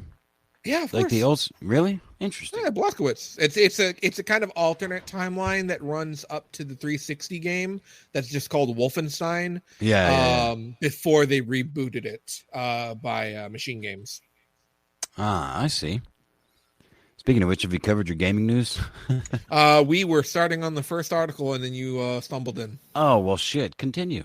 Oh no, I actually have to step away. You have to. I do. Yeah, I got some shit going on here, so that's why I was That's late. But why you want me I'll to be right back. continue. I'll be right back. Well, anything left to say on that last topic, Sam? No, all the Nazis. Well, here's what I will say about Nazis. Actual Nazis haven't gone for so long that, like, we've had to make up Nazis now. We have redefined what it means. It's no longer being a part of the National Socialist Party in Germany in the 1940s. This has nothing to do about the collapse and reform of Germany whatsoever. Now it's just these people say bad thing. Well, it's not even that. Apparently the new Nazis are actually like they're gay cum hunters who like to pump butts and whatever. So, and play Has with Nicholas Legos. J. Fuentes been saying he's a Nazi lately? I mean, not lately, but those are kind of his origins. If you go back to when he and James Alsop started America first, because James Alsop is unironically like a Richard Spencer. I'm going to say the only person that's allowed to have the authority to say whether someone is a Nazi is a German. And I think that's how I'm going to base things. Unless Germany says something's a Nazi, I'm going to just give it no weight. Yeah. Yeah, that's probably a good policy. Because, if you want to LARP, that's okay. People like LARPing as a lot of things. They like LARPing as, furries and video game characters and babies wearing diapers and sometimes Nazis. And that's okay. Sometimes it's fun to play pretend. We all played cops and robbers. Are those kids pretending to be fucking criminals? Should they be blown out on Twitter and exposed and have their jobs called? No, they're children. Let them be some criminals. And I say the same thing about Nazis, Well, and then you have people like and then you have people like Lemmy who, may he rest in peace, that they're not even really into the whole Nazi thing. They just thought the uniforms were cool. That is the best thing you could do. Let's just all take the fucking Nazi iconography and just take it and just use it everywhere. Reappropriate it. Reappropriate it, normalize it, make it into nothing other than style. Right. People wear camouflage all the time. Are people needing to camouflage in forest-like environments in New York City? No, they just like how it looks. Right. They already do it with military fashion in the fashion world now. They make faux like military dress shirts and coats. Fuck it, let's do it with the Nazis. Let's take back armbands. Yep. Japanese were the only ones brave enough to do the armband thing because they know that shit rocks. I just saw a Japanese Nazi-themed wedding or pictures. That's fucking great. I love how much they love Nazis. They're still doing that shit over there, man. Fucking love. It's fucking dope. Yeah, they love their fascism, man. Or they love they just don't reject their history, man. They're like, this shit looks dope. All right, well, I don't give a fuck. Even then, it's like if they're actually having a Nazi-themed Japanese wedding, they have turned it into like fucking cowboys. It's a theme. Yeah, literally. No, literally. Which fucking rules, dude. I love everything about that. Great. Let's remove any kind of scariness or seriousness to anyone who wears that thinking they're hot shit. Let's just fucking laugh. Because it's fucking dope and funny, and it's Hugo Boss. It's gonna look cool. Yeah. Go ahead. Yeah, Yeah, well that's why like that's why Motorhead back in the 80s was a whole thing, like. And that is why I bring that up, because Lemmy tried to normalize the Iron Cross and fucking did so until Yeah. 2016ish. Yeah. Oh man, I just got. Ooh, wow. This is. And then he I'm died. Oh, go ahead. And then he died shortly after that. So yeah. R.I.P. Lemmy. about that. What'd you come across, Apex? Wow, no, my cousin just sent me a Snapchat. My cousin, younger cousin, of his PS1 tray and the game Loaded being pushed into it. And it is a kind of a niche, obscure game. Most people haven't heard of it, but it's a top-down, what do you call it? Like directional shooter, where you like shoot with the analog stick. Right. And we played the fuck out of it 20 something years ago, and it just memories. Just I got an audible. The sensation it created by seeing that picture was what you guys heard. And what was the fucking game, dude? It's called Loaded. The game is called Loaded. Loaded. Yeah, I said it was. I said the game loaded into his. Oh, yeah. I thought you meant loaded as in like it hit like the it was boot loaded. screen and Yeah, read the. no. Yeah, okay, okay. Yeah, I know. I understand what you thought I said. The game titled Loaded in his PS1. The game. Well, which no, is called game title Loaded. Loaded. Yeah, there it is. The game Yeah. which holds the name and title Loaded. Inserted into trademark. the tray. Yes. Yeah. God, Loaded. that is a bad name in talking. I know. They had Loaded. They had, and I think, oh man, I can't remember now, but I feel like the sequel was called Loaded 2. Like, why would you not call it Reloaded? Right. Yeah. But it was fun. Like, yeah, the characters were unique enough, and again, it's just top down, just kind of mayhem, room clearing, fucking looking for a key to red key, blue key type shit. So anyway, if you're listening out there, play Loaded. Play Loaded. Play Loaded on the PlayStation 1. You know what game has unique characters and shooting that isn't a good time? Overwatch 2. Overwatch fucking 2, you actually called it, because guess what? New Overwatch 2 accounts have to unlock old heroes as well. Wow. If you've never played the original Overwatch. What a fucking nightmare, dude. Oh, yeah. And you know what? It gets worse, because Overwatch 2 is going to record every naughty word you say in voice chat. I understand. It's my understanding that you have to input a valid telephone number. Yes. Yep. Real ID. Woo! ID. Check that out. Fucking love it. Don't play Blizzard games. Don't play Overwatch. Diablo is dead. You have the originals. You will never lose StarCraft or StarCraft 2. You will never lose any of the Warcraft games. There's World of Warcraft Classic and also private servers, which are about half of it, but then you don't have to, support the actual company. Please stop playing Blizzard games for your own. Yeah, no, it's insane. I actually, I was going to say in regards to Overwatch, I actually got a notification on my PlayStation last night that Overwatch 2 is free to play. Download now. And I'm like, what's the catch here? And you don't have, you have no good and here's the thing that really shits about it, like is the worst fucking part, is this is a game about picking and counter picking. You literally play at a disadvantage because every character, because you can switch in the middle of a game at any point to a different character within that role, right? If you're healer, DPS, or tank, right? So if one tank's not working, you can switch to another tank to alter your team composition. In a game where team composition can be the difference between massive victory and fucking getting your shit pushed in hard, you are literally locking away most of the player's actual legitimate toolkit unless they pay. Right. And sure, oh yeah, well here play fucking McCree, who isn't named McCree because the guy we named him after did some sexual stuff. So we're gonna fucking punish this character by changing his name and giving him this fucking traumatic backstory that now he has to be redemption. Play him this week. That's cool, but I don't need him in this match right now. I need somebody else. Here's McCree.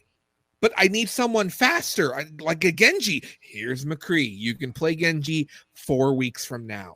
Wait, I'm sorry, 14 weeks from now when he comes up in rotation. Unless you want to pay us $70 to unlock it, or however much we're going to charge you because you're going to pay. I don't know how much it is to unlock. Yeah, but still, fuck, $7, $70.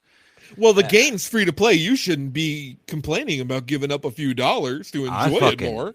I fucking hate that logic. And It's going back to just the beginning of your rant, I didn't want to interrupt you, but thank you. There is so much to be said about paying or talking with your wallet until I mean it doesn't work.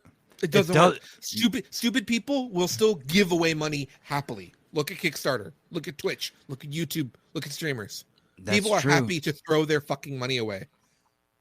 That's true, but it doesn't help to like if you felt scorned by Overwatch and you were a fan of the game.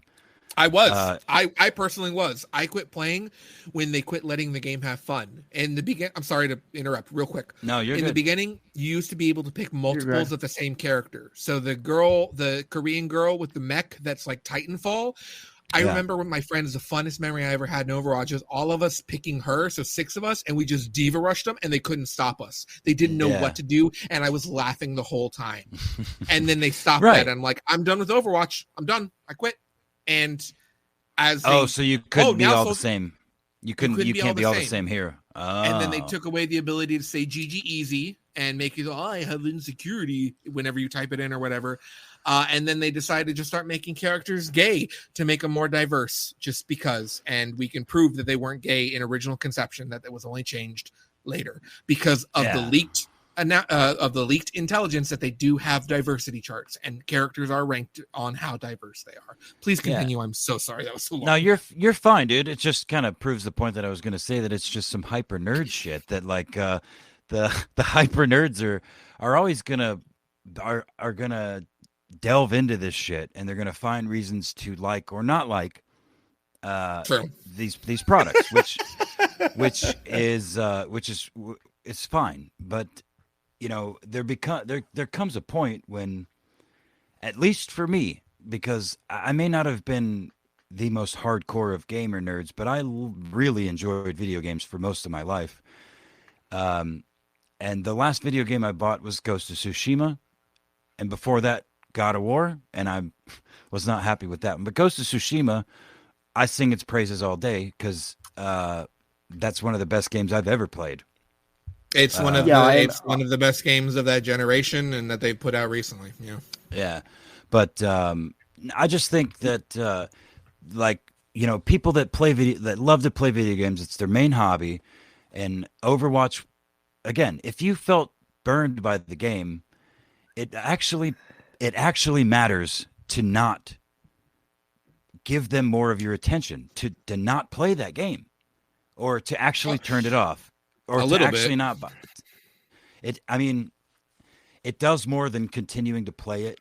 True. And then and fund them, yes. Yeah, and complaining about it, because source waste, footage of, oh, look how fucking shitty this game is. It's I don't know. I mean, I'm kind of torn on it because that sort of space is required for proper research, if for consumer research, because I actually do that. Like I will watch some YouTubers play video games and their opinions of it, and just generally the gameplay.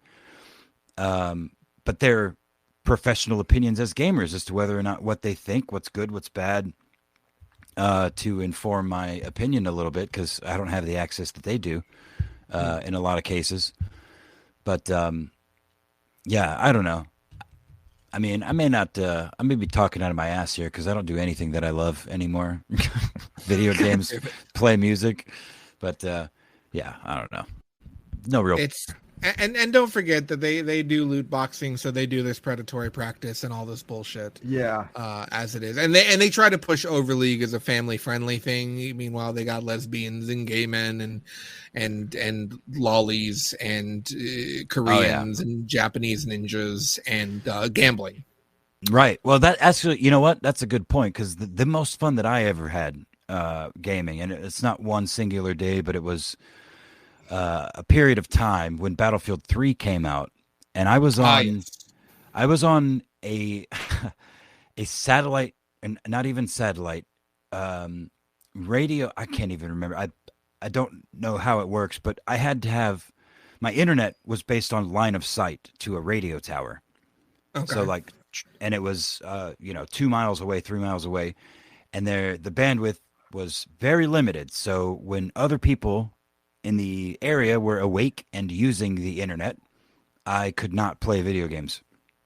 I couldn't play online at all. So I was relegated to playing between like midnight and fucking noon, between 12 a.m. and 12 p.m. Right. So I had anyway, I played the fuck out of that game and I loved it. I made a bunch of friends all over the world, several of which I still talk to, and it was just genuine fun. I know other people have had similar experiences with other games, but this was mine, and Battlefield really did it for me. That game, the sandbox nature of it, the different kind of specialties you could have, the scale, the scale, the realism of bullet drop. Yeah, you could meet people. Like I 1v1'd the number 2 jet pilot on fucking PlayStation, just randomly. I played him in a fucking game, and I was like, dude, you're really fucking good. Can we fucking 1v? And he taught me some, it was very cool. And then Battlefield 4 came out, and it was the worst launch of a game I think I've ever seen. That game was unplayable for almost a year. Yeah, I think Hardline might have been worse. Oh, but Hardline was kind of fun. Hardline was fun because of its jank. Yeah, well, there was some jank, but like I saw a comparison video pop up in my YouTube feed just a couple of days ago of Hardline's destruction compared to 2042's destruction. Oh, yeah. Hardline had it way better. The car chases, it was different. I still, the core mechanics were there, but yeah, then Battlefront, and then Battlefront 2 and the whole Battlefront 2 controversy, the gambling loot boxy shit that kind of caused a mailstrom for a little bit. Modern Battlefront. I have to say modern Battlefront for those listening. I just want to really specify, because I'm a diehard fan of the original Battlefront series. No. Yeah. Well, Dice's Battlefront. Yeah, Dice's Battlefront. That's how we say it. It's sorry to cut you off, but it's just another case of like there seems to be this trend over the last decade or so where these companies crunch and destroy their employees to get these games out that launch like shit, or at least at the very best broken. Like they're not done, and then it takes them X amount of time, and then they fix it. Sometimes or don't, literally years, and Anthem just gets canceled. Exactly. And there's also things like Battlefield 3. Battlefield 3 was broken as fuck for a long. There was a bunch of glitches all through that fucking the USAS 12 with frag grenades with frag rounds was a nightmare. I mean, every time they patched something, another weapon was a fucking just a destroyer. But so some of them are just a shit show all the way through, but the core is good enough to keep.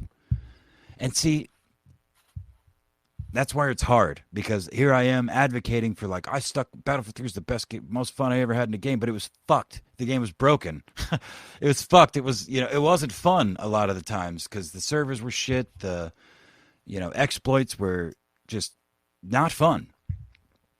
Yet I played it a lot, Well, and then I've had the theory for a while now, going on like 8 years, where it seems like now there's a reliance on there's an over reliance on games with DLC content, where you're talking about like developers releasing unfinished games. It almost seems to me like a lot of these game developers are lazy, and they're like, no, we don't have to finish this game. Technically, we can release this content later in DLC or whatever. No, I think it's worse than that. I think it's worse than that. Cutting because of time constraint, and if they're lucky, they get to use what they cut in a DLC. If they're lucky, I'll harken on Bloodborne for this one. Bloodborne was rushed as fuck, and that is why some of the presentation in Bloodborne is really fucking shoddy for a developer that made fucking Elden Ring. Just as a quick comparison, right? As an easy, dumb, quick comparison. And so what did they do? They took a lot of ideas that they had in the back burner that they had cut or were wanting to do, and they implemented it into the Old Hunters DLC. That way, what they had already made and concepted, for the most part, got in. They didn't finish the boss arena. They didn't finish a lot of things. They didn't finish the actual final version of the boss that's still in the game files half finished. But they got in some shit. Well, now, okay, I have a different take, because that's an example of a good and an honest studio that is FromSoft. I think most of the time it's literally chopped up by the suits to explicitly make more money on the back end. Yeah, after Street the Fighter launch. Cross Tekken on disc DLC. Street Fighter Cross Tekken. Yeah, I think that's how most of them operate. Honestly, I don't hopeful. think it's laziness. I don't like to think it's. Oh yeah. It's never. I don't think it's ever laziness. I think it's either greed or it's due to constraint by publisher. Yeah. I mean, to be honest, like, I'm like, people keep bringing up Gotham Knights to me, and they're like, "Are you excited for Gotham Knights?" And to be honest, I haven't pre-ordered it like at all, because until it gets released and I hear actual reviews on it, and not like, "Hey, I got an exclusive, invite to WB Games to play it. Here's the first 16 minutes." Until I hear like actual normie reviews on it, I'm gonna just wait and see. Yeah, don't pre-order, people. Don't pre-order. Yeah, no. Well, when people are like, "Hey, here's the first 16 minutes," and like there are multiple videos of that, I'm like, okay, that's just the portion of the map that like WB Games has really polished up. That's just advertising. That's just commercial. That's just, but I mean, and I haven't heard of too many behind the scenes things, but like, after Cyberpunk 2077, another example. I'm gonna shut my ass up. Y'all go ahead. No, I gotta really bite my fucking tongue. All I'm saying, Akaba, is like, that game was massively hyped, and it was a train wreck when it was on base PS4, and there was some glitching, but I still will say to everyone, dead to your fucking face, go play PC version of New Vegas on launch or base version PS3, and then fucking come back to me and tell me it's atrocious. Yeah, no, most of those people didn't even fucking play it. I hate it so much. I'm not, and listen, I'm not even disagreeing with you on that point. What I'm saying is, Gotham Knights has been so like hyped up to be the best game, and after Cyberpunk 2077, like, I don't know that Gotham Knights is going to be broken, but I'm also at the point where I'm like, if it is broken, I'm like, well, at least I didn't pre-order it, at least I didn't spend $70 ahead of time Well, and get disappointed. the thing is too is that it's what do people build in their own hype, what are their expectations, and that results in their disappointment. As somebody who played fucking Watch Dogs on launch, I can tell you which of the PC launch versions are better, and it's Cyberpunk without a fucking doubt. Maybe not on base PS4 and only base PS4, but let's be real, that was a 7-year-old console by the time that game fucking came out. It's kind of a miracle it can run it at all. Well, yeah, dude, this whole inclusivity thing, spanning across multiple genres in our culture, like, wow, we're going to make this fucking super dope game, but we're going to also launch it on this 10-year-old fucking console. It's what killed fucking Metal Gear Solid 5 The Phantom Pain and had to have fucking major shit cut because they had to make it work on a 360. Right. That's what I mean. That's fucking stupid. That's dumb. Cross-gen plat is fucking dumb. It really is. Yeah. Look, I mean, I'm all for everybody being able to play. I'm all for access, not just in video games, but you can't give everybody everything. I'd say, what? If you pay $500 for a console, consider it $100 a year and make peace with that. And then when the new one comes out, pay $500 for at least another 5 years and be okay with that. Don't expect the fucking world. Right. Yeah. Because think about the PS1, PS2 games that got PS1 and PS2 versions. They were fucking night and day different games. Look at the Harry Potter multi-plat releases. Every single version of Harry Potter and the Sorcerer's Stone on every single fucking console or handheld it released on was an entirely different game. Oh, you're out of my I'm out of my league there, but eventually they started to be able to make them all similar when they were doing, handhelds or cross-generationals. But in the early days, they were all just fucking different games. Or they just didn't do it, and they only released the new thing on the new things to sell the new thing. Damn. What? I just got another nostalgic hit for some reason. Did you guys ever play the Star Wars episodes 1, 2, or 3 games on PS1? I think it was the episode 1 was on PS1, episode 2 and 3 were on PS2, Xbox, and I think GameCube.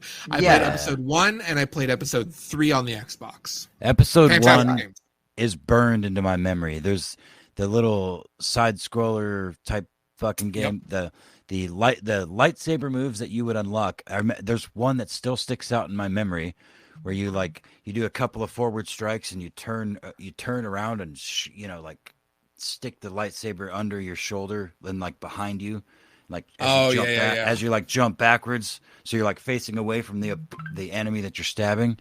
And it was the coolest fucking thing ever. The animation, samurai shit. It looked so fucking cool, man. Man, I loved that game. Bunch of fucking the Roly droids, whatever with the shields. Droidicas. Droidicas, yeah. Good shit. Man. Yeah, I remember playing the episode 3 game on the PS2 with my best friend, and we would spend. He would come over on a Friday night, and we would be up until 6 in the morning on into Saturday playing in the arena mode. It was such a good fucking fighting game. That was back when Lucasfilm was Lucasfilm and not owned by Disney, and they actually knew how to develop games back then. And if you really knew what you were doing, there were cheat codes that unlocked some fucking dope ass characters. Yes, sir. So then you could find out, oh shit, I can play as Ben Kenobi and not just Obi. Oh shit, old Ben Kenobi is actually really powerful. And that was just a good game even outside of the fighting sections. Even though it was a movie tie-in game, it was really good. Yeah, and it was. I mean, maybe I was just a fucking kid, but Yeah, no, I mean it was a movie tie-in game that actually worked well with the movie it was tied into. I I mean I remember Batman Begins had like a movie tie-in game that was actually, for the PS2 era, it was like a good Batman game. Oh yeah, I Like remember that. That was decent. Yeah. It wasn't Arkham, but it was up to that point it was the best Batman game for that era of the console. It was So hard. It was hard to do superhero games back then when you had like fucking 8 megs of RAM or 16 megs of RAM. yeah. We're lucky Yeah. Spider-Man 2 was as good as it was. I actually watched a documentary that some YouTuber did on the making of this guy did like interviews with the people who developed Spider-Man 2. Oh yeah, he fucking let him play the It's PS4 version and stuff. That was a good video. I've seen that it's before. it's like it actually does make you appreciate like how much care was taken into that game. A dude just So came in and did the work, and it was fucking thankless until people got their hands on it and said, "This is it. This is Spider-Man." And until recently, people said, "Yeah, the only Spider-Man is Spider-Man 2." yeah. But boy, we are old and like reminiscing because I still got more news to go through. Woo! Let's go. Overwatch let's go. fucking derailed us. But speaking of derailing, you know what else is derailing? What The train on the Crimea Bridge. Well, yeah. And in the same way, just like the bridge got blown up, so is Google blowing up its own online streaming service, Stadia, and refunding all Stadia purchases, hardware, software, and DLC. And all of the Stadia team will be carrying their work forward at other departments in Google. If you were a Stadia believer, and I bet you're an Ouya believer too, yeah, you're kind of meeting the same fate on that one. I had a guy at Best Buy once like tried to sell me a Stadia, and I was never gonna buy one, but I appreciated the effort that he made to like try and pitch it to me. I can't even remember what the pitch was. I can't even remember what the pitch was. I just remember it was like super enthusiastic. And he put like effort into trying to do it. So A for effort, I guess. But yeah, I don't know anyone who owned a Stadia or had one. I don't know anybody that had one or used one outside of people whose job it was to review one. Yeah, actually, Mr. Mediker did talk about that on the last Year of the Chud stream. So I don't remember if I got all the way through that or not. I probably need to go check. I haven't watched that one at all, actually. But let's go ahead and round it back to something we were talking about earlier. So we were talking about Cyberpunk earlier, right? Which is good because I've been playing more Cyberpunk. I started a new save, and I have been going through working on a full completion. I got through the first chapter of the game to open up the full map, and then I started doing every little small side task without much story influence. They call them side gigs or NPD scanners, where you just go out and you kill a bunch of guys. So now I just have some main quests on my plate and a bunch of side quests, and I don't have to do anything else in the game. And it feels nice because I feel like now I can just enjoy the fucking game. And boy, oh howdy, fucking Cyberpunk 2077 is good. But you know what worries me about Cyberpunk 2077? And that is the future of CD Projekt and their fucking genius, big-headed schemes. Maybe it was the anime, because they have announced their long-term product outlook and announced a lot of new fucking titles. Have you guys heard about this? I heard rumors that they might be making a sequel to Cyberpunk. Have you heard about this? Have you seen this? Have you heard about this? Yeah, have you heard about this? You get that thing I sent you? So let's start with Cyberpunk, shall we? Because it's a little bit more on topic here. So Cyberpunk is getting they're working on Phantom Liberty, which is a Cyberpunk 2070 expansion, 2077 expansion by CD Projekt Red. As well, they have announced Project Orion, which is a Cyberpunk 2077 sequel that will prove the full power and potential of the Cyberpunk universe to be developed by CD Projekt Red team. Okay? Okay. So, we have an expansion, a major story-driven expansion for 2077. I don't know if this is the one that they've already announced. I think it is. It is in the final product development phase, and over 350 people are involved from the CDPR Red team. They have already announced that they are planning the sequel. So let's go ahead and jump over. Guys, besides Cyberpunk, what else is CD Projekt Red known for? Do you guys know? Witcher. Absolutely. Because why? Poland. So they have announced several different things. The first of these is Project Cirrus, an innovative take on the Witcher universe, telling an unforgettable story for existing Witcher fans and new audiences.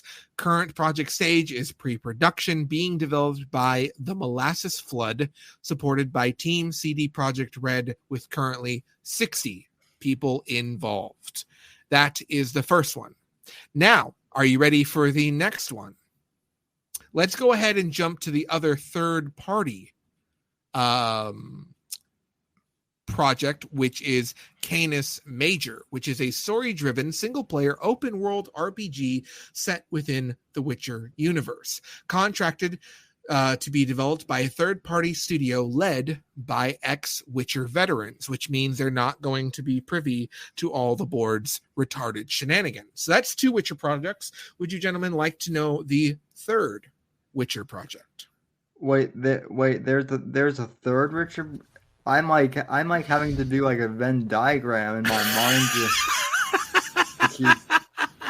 I'm like, yes.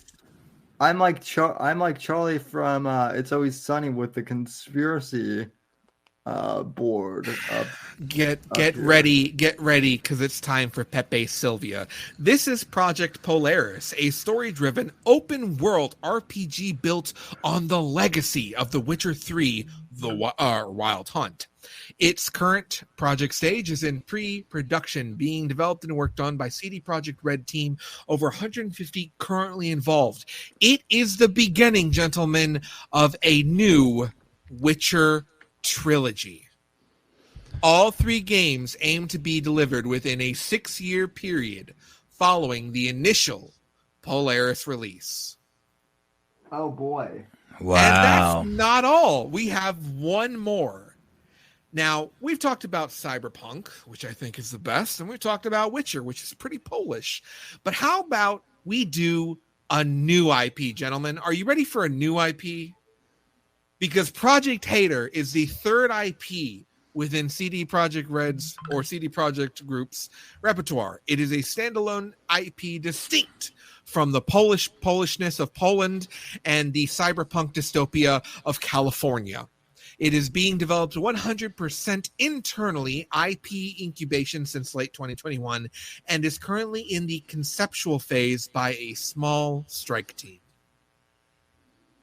So they've done like fantasy with The Witcher. They've done science fiction with Cyberpunk.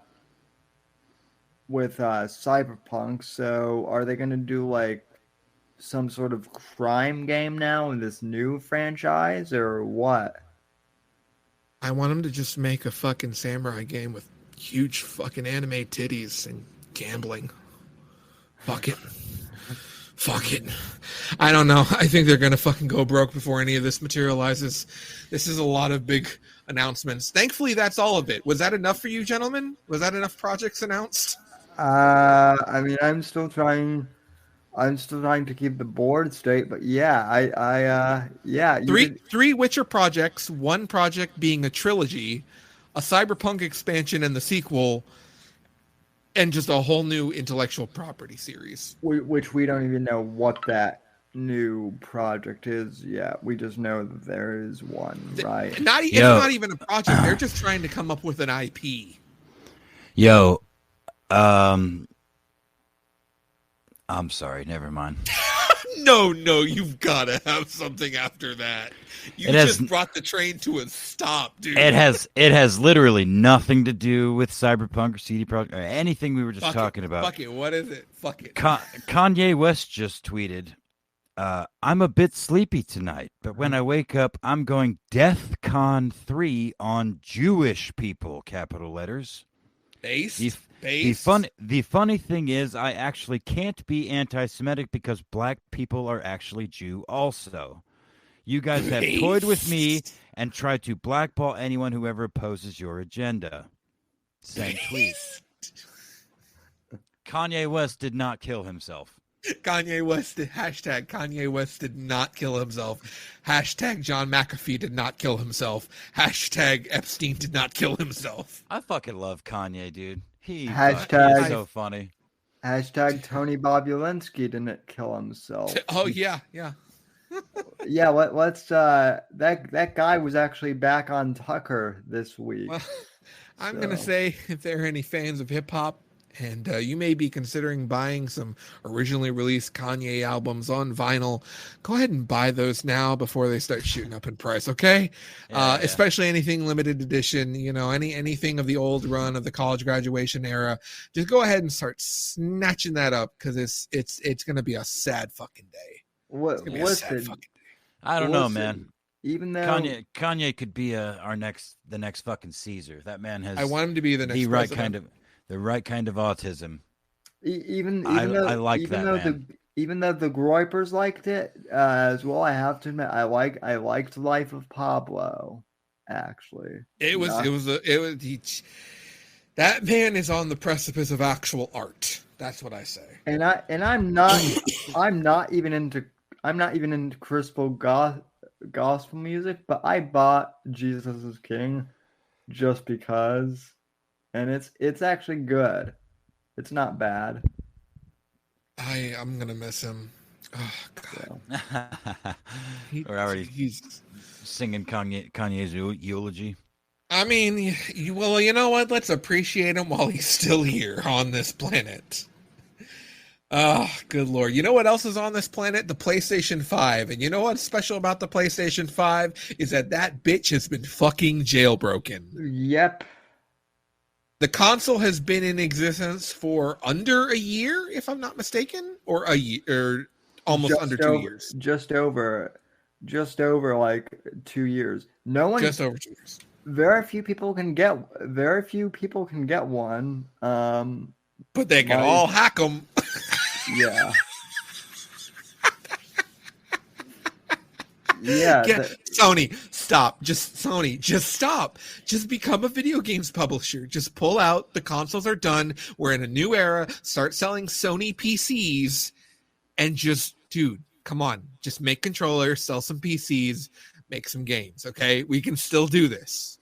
Give some Japanese people some money to make some weird Japanesey video games, and we can still get something out of this.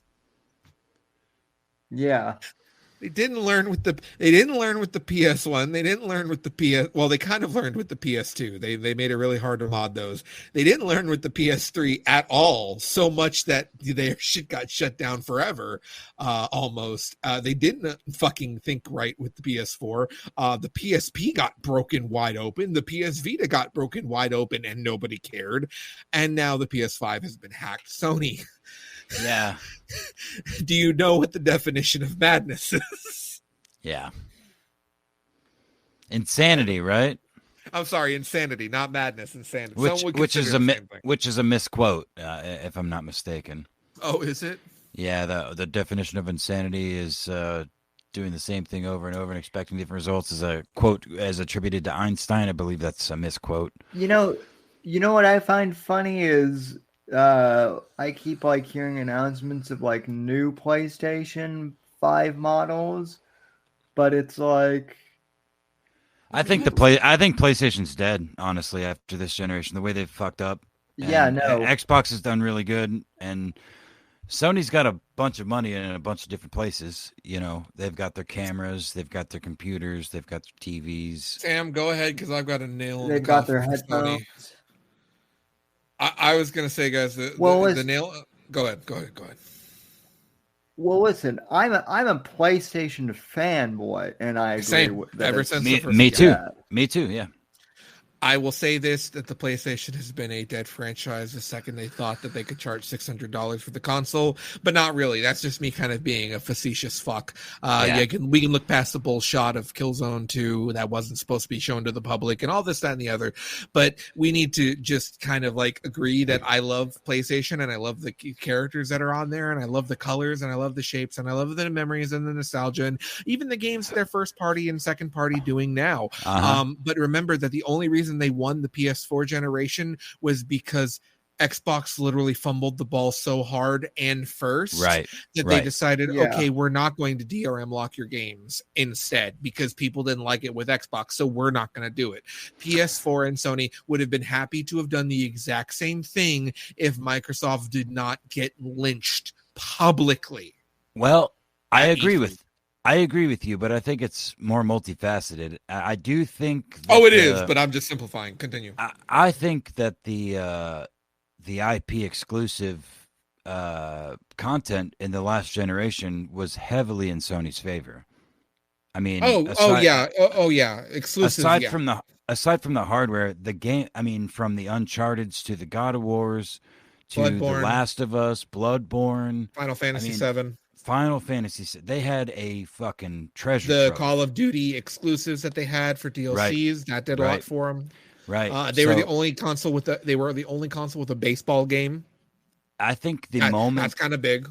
I think the moment that Sony died was the moment they agreed to transfer let their IPs be played on PC. Because it just seems like not that was like a singular moment of demise, but it seems to me to indicate the direction that things are going. I disagree. That's them trying to survive because the second Microsoft took it. That's what I mean. Is when they did Game Pass because they started focusing on the backwards. They did that, and then that's where it shifted, and they realized we're dead in the fucking water. Well, I guess that's what I mean. It's like a last gasp. They're it's how you can tell that they hit the right button. Right. Yeah. They good way to summarize. They've hit the red button. Yeah. No, it's good. Just like Square Enix hitting the panic button on the Final Fantasy VII remake. PlayStation hit the panic button on PC Studios, and I'm sure that they have one more button, and that's Bloodborne PC. I think that's the last not button on they PC? have. No. You can stream it. You can stream it through PlayStation Now, but you don't get the DLC. Yeah. So I think that's their final panic button. And I mean that actually speaks. I think that speaks even more volumes to my point. Because like if their whole message, or if their motivation was to, compete with Game Pass and like offer this multi-platform, cross-generation thing to other people, they would have opened the fucking floodgates. But they're trying to hold on to what they think is their one IP. Like, no, you PC fucks have got all the fucking FromSoft, but not this one. You want to play this one, you got to buy a PlayStation. They also don't care enough to give a proper update patch for the PS5. There are some glitches that it runs in PS4 mode, and they could have upgraded to 60. Continue, Sam. Well, okay, they have glitches on the PS5. That's true, Akaba. But let's talk about the simple fact that there are still lots of people that don't have PS5s. Well, you know what? Yeah, let's talk about that because I think that's the most important thing. Is that people can actually play your new console and the game. Yeah, right. I mean, and that's the thing. Like last year and whatnot, when it launched, we were in the midst of like a pandemic, right? Everyone was having shit. It was the worst, right? And it was the worst. Yeah, and so back then. And so when it first launched and there was a shortage, I understood, I don't think anyone was giving them a hard time then. We all understood it. We hated the scalpers, but we understood it. now 2 years later, and they're still having the same issue, and it's like, really? It's not 2020 anymore. It's 2022. Is there still a shortage, or are people just not buying it? I feel think like there's still a shortage. stock. Okay. There's still. Well, that's the thing. I keep hearing that there's still a shortage. I'm gonna Google it right now. Let me see. PS5. Yeah, because graphics cards are starting to get made available again. Like, yeah, we should be at the point now where. Holy fucking shit! Jesus what you got? Christ. What you got, Apex? Walmart, $709. Oh my fucking god! Oh, that's through their private resellers. That's not. No. This is the Spider-Man bundle. Oh. So you get the Spider-Man game and a non-customized. This is straight from the Walmart website. Disc or digital version? There is a disc thing on the picture. I'm not gonna. It's probably the disc version. Now from PlayStation, you can buy. It says you can buy a PS5 for $560. Jesus Christ! Are they still requiring waitlist? That's my question. No, they've been telling me that we got PS5s in stock. I've been getting emails. Modern Warfare 2 bundle. Let's see. Where's the fucking add to cart button? Jesus Christ. Sign. I have to sign in to buy. Fuck you. Riveting content here on the podcast, people. Yes. Welcome to the Whitfield Report, where we try to buy a PS5 live. Let's watch Apex buy his PS5 so he can play with Sammy and make fun of Sammy in Elden Ring playing in real time. I couldn't buy a PS5 if I was selling myself on the street corner because nobody would buy me. I'd buy you. Don't say that. Don't say that. You guys would buy me just to play some video games, which I appreciate. Well, Johnny would pay for you. I know that. I just discovered that I've got some sort of garnishment on my wage. I don't even know why or what for, but it's 20% of my paycheck after taxes and my benefits and stuff. So an additional like $480 has come out of my paycheck, and I don't know why. It just says garnishment. guys, let's just start going to politicians and lawmakers in governmental official houses and just start eating some cheese, some wine, some baguettes, playing a little Champs-Élysées type shit, and just build some guillotines in the front. Say hello to my friend, my guillotine friend. I think we should make guillotines in vogue once more. I think that could really get some fucking change to start happening. Because if not, they're still going to be useful. They won't be put up for nothing. To be fair, I'm fairly confident that this whatever is being removed from my paycheck is something based on my negligence somewhere in the last handful of years. But I don't know how. All taxation is theft. Right, but everyone, all I can surmise is I owe the government somehow, because I have a little bit of credit card debt, and some medical bills, and they can't legally just take your fucking paycheck. The only people that can is the government. So I've got to figure that out. Which is it's very stressful, guys. I'm not gonna lie to you. Give children AR-15s and remove pit bulls and build guillotines. Look, no, what I need to do is build a fucking coliseum and put children with assault rifles and pit bulls in that fucking ring, and charge $500 a ticket. I'd be golden in no time. Or we build a stadium and we make our security guards toddlers with machine guns and pit bulls. Ooh. And we put a guillotine in the center and we start bringing people to the center of that circle where that fancy guillotine is put there. And we start making some real change. Toddlers. We make the politicians fight each other to the death, just like the Hunger Games. With the guillotines. Toddlers with fucking assault rifles riding pit bulls as our sentries on the Jesus outside. Christ. Because Yeah. if the politicians don't kill each other, the toddler and pit bull will. That's exactly right. You have Guys, any idea how itchy the trigger finger is on a toddler? Do you have any idea how itchy the trigger finger on a toddler is? We're bringing back. Go ahead. Hillary Clinton would not be able. Hillary Clinton under over whether what's the under over whether or not Hillary Clinton would survive 5 minutes with a toddler with an itchy trigger finger. She would drown. She would drown in her own saliva. She would drool herself to death. It would end the second she called the toddler a misogynist.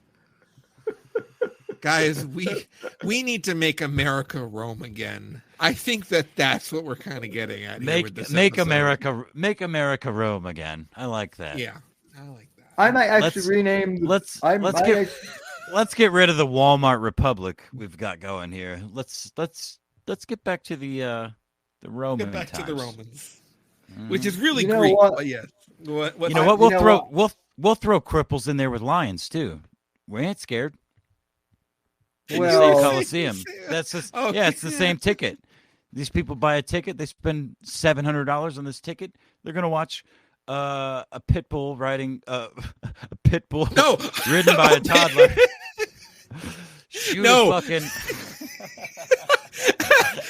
A lion being ridden by Sam, who's being ridden by a pit bull, who's being ridden by a toddler with an AR-15. Wearing a McDonald's t-shirt. Unstoppable. And wearing a NASCAR Burger hat. King. Wearing a Burger King crown. No, because we as Americans don't have good associations with anything with crowns. Remember? No, bullshit. Except for the nigger guy on the plane that was yelling the N-word wearing his Burger King crown. That's what I was getting at. Okay, we'll put him on the billboards on the outside of the ring. We'll make him fight something. Yeah, we'll make him fight something. Oh, no, he'd be our commentator. That'd be great. Sam, you're saying about changing something? I was gonna say, listen, I won't fight a lion, but I'll be the one riding the lion, chasing the politicians around. The ring. Yeah. We'll get that Russian bitch that's got the Luna, the Black Panther. You'll just become friends with her and that tiger, and you ride them. She's really cool. They're both really cool. Are you talking about Black Panther too? No, I'm talking about Luna the Panther and her just obnoxiously hot owner/trainer. Yeah, I hear Black Panther, and my brain goes Marvel. Well, it's actually a leopard. Societal. That's societal reprogramming to make me rethink of what I think of when I hear the word Black Panther. Because what I should be thinking of when I hear Black Panther is terrorists in the 70s. But I'm just kidding. Black Panthers, y'all got some good style. Ain't quite Nazi level, but it's pretty decent. You know what isn't decent though? You know what isn't decent, gentlemen? The last article of today, and that is that a Horizon Zero Dawn remaster is in the works. Oh no! For a fucking 5-year-old game. Yes. Jesus Christ! And sources claim an update of the 2017 game is in development, along with a multiplayer spinoff. Okay, how are all these newish games getting remakes out the ass? But like, and Bloodborne's on PS4.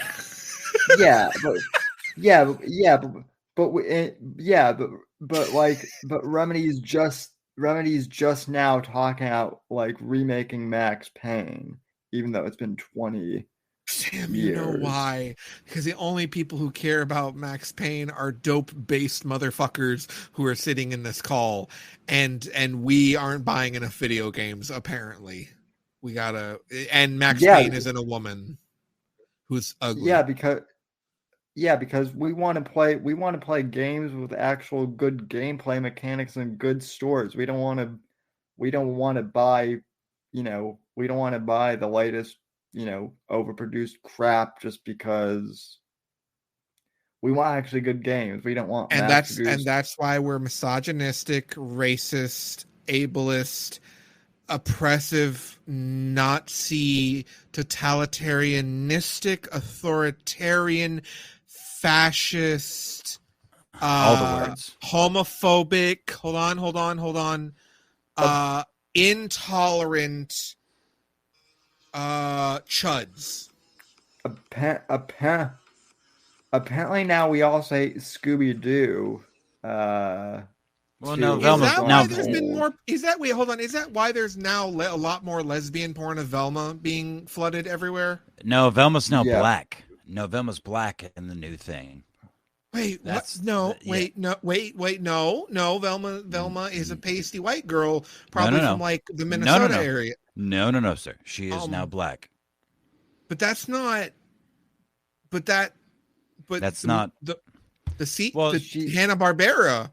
Neither is She's neither is fucking the Little Mermaid black. But That's Disney. I come to expect that. This is Scooby Doo though. I care about this.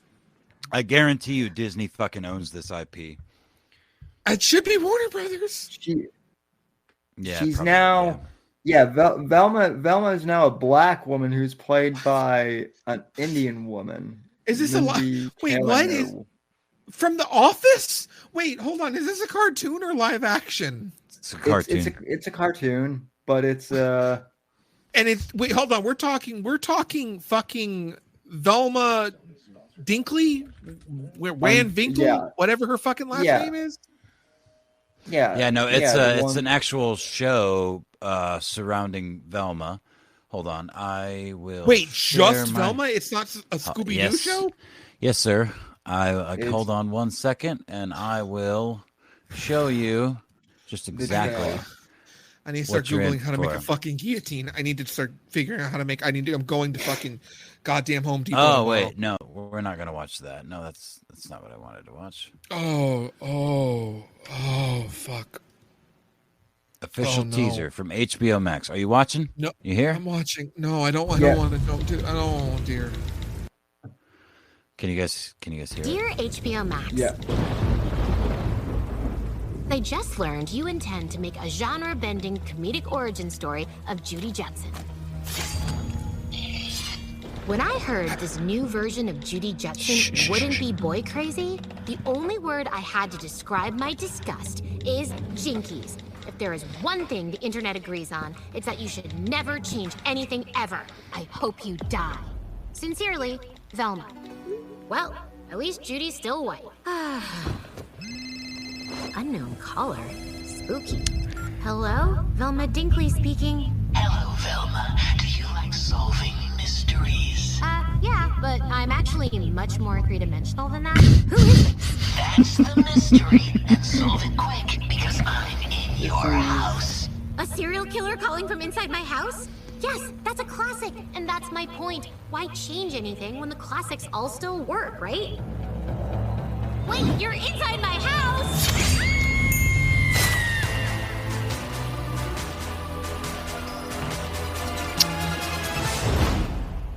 Yeah. Welcome to your childhood.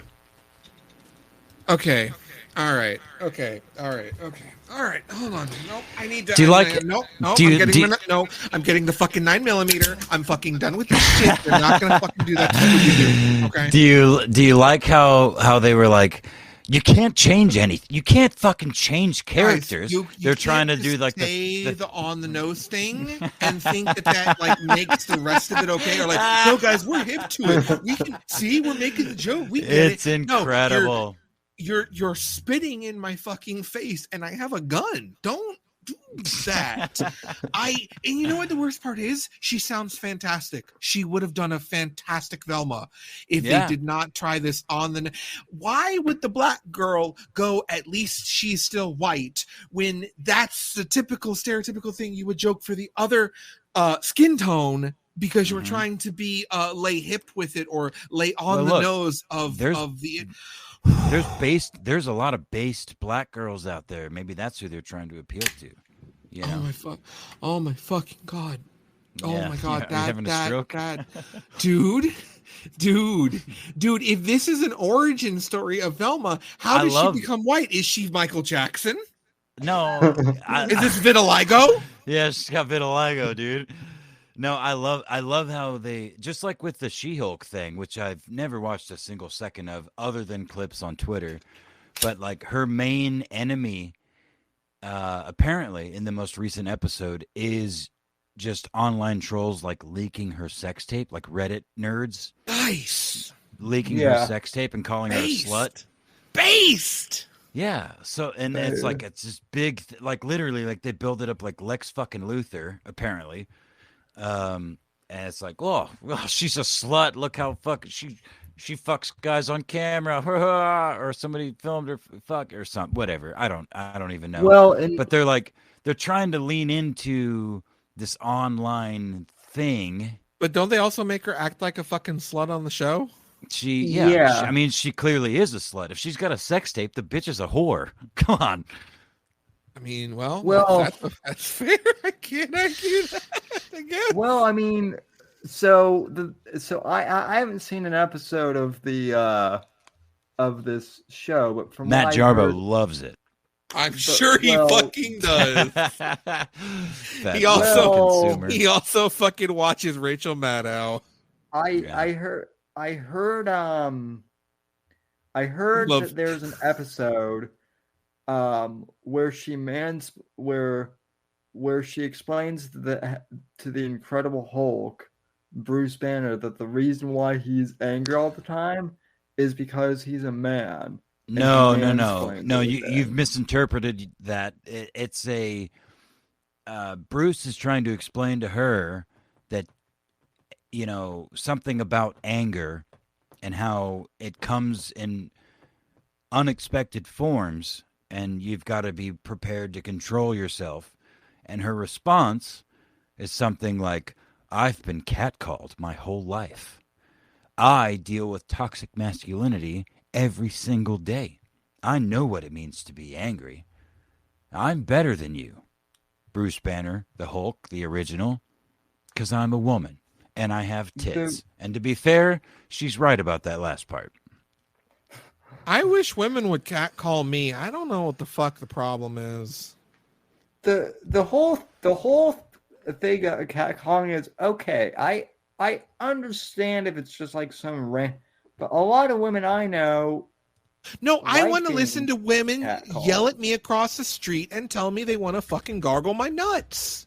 That sounds fantastic. Dude, catcall. I would love to be catcalled. I would love to be catcalled. That'd be fucking fantastic. I would love to be objectified by a woman. That would fucking make my shitty day a little better. Because like, hey, well, somebody wants to touch my penis. You know? All right, I got a 4-minute scene here on YouTube if you guys want to. After the video you just showed me, I don't fucking trust you. Go ahead.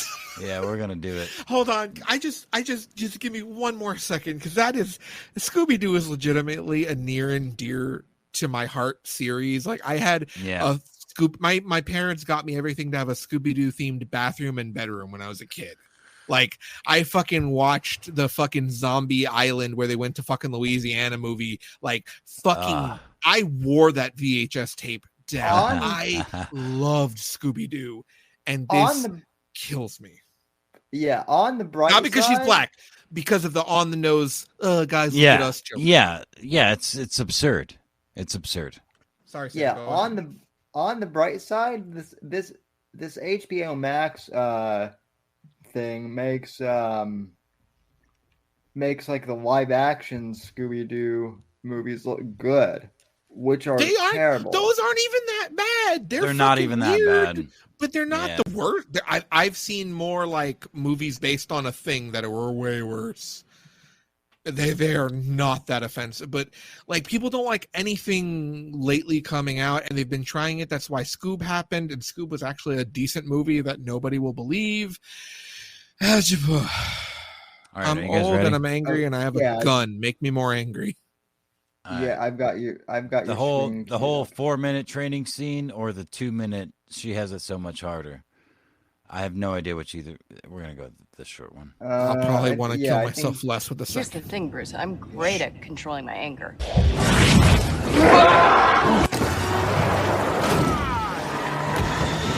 She's driving a Jeep with him on top of it. I do it all the time. Bullshit! Okay, we're not gonna watch that one because this is one's... this is cutting in other shit from other parts. We're just gonna watch the straight up clip. I think this is the being a Hulk asks for balance. Oh look, she's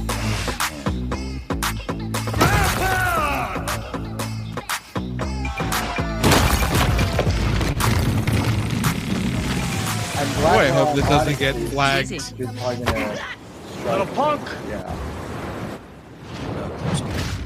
So I'm clearly nailing it at all of these things. When am I ever going to use this as a lawyer? Jen, when you have powers like this, it's like putting a target on your back and the backs of all the people you care about. Oh, cool. Yet another way my life is ruined. Thanks, Bruce. All right. All I've been doing is showing you the downsides of being a Hulk. But there are a few upsides.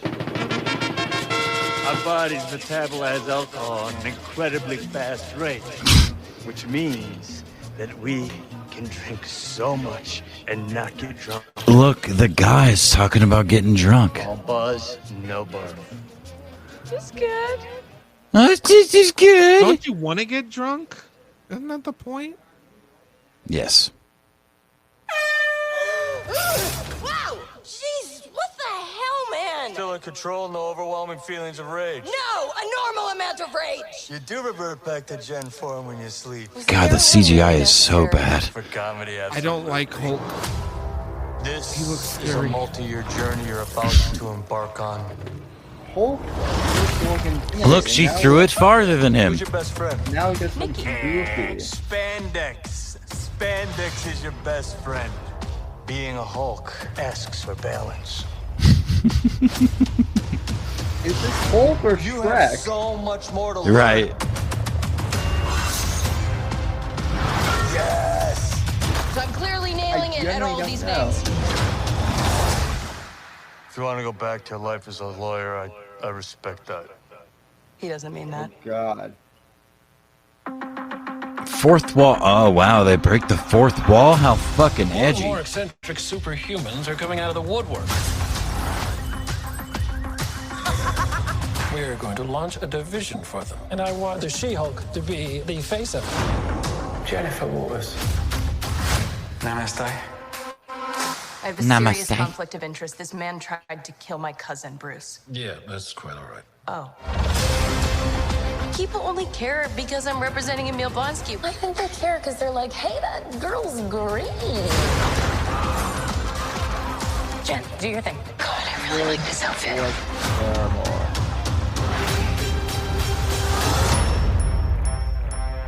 I'm not proud of this.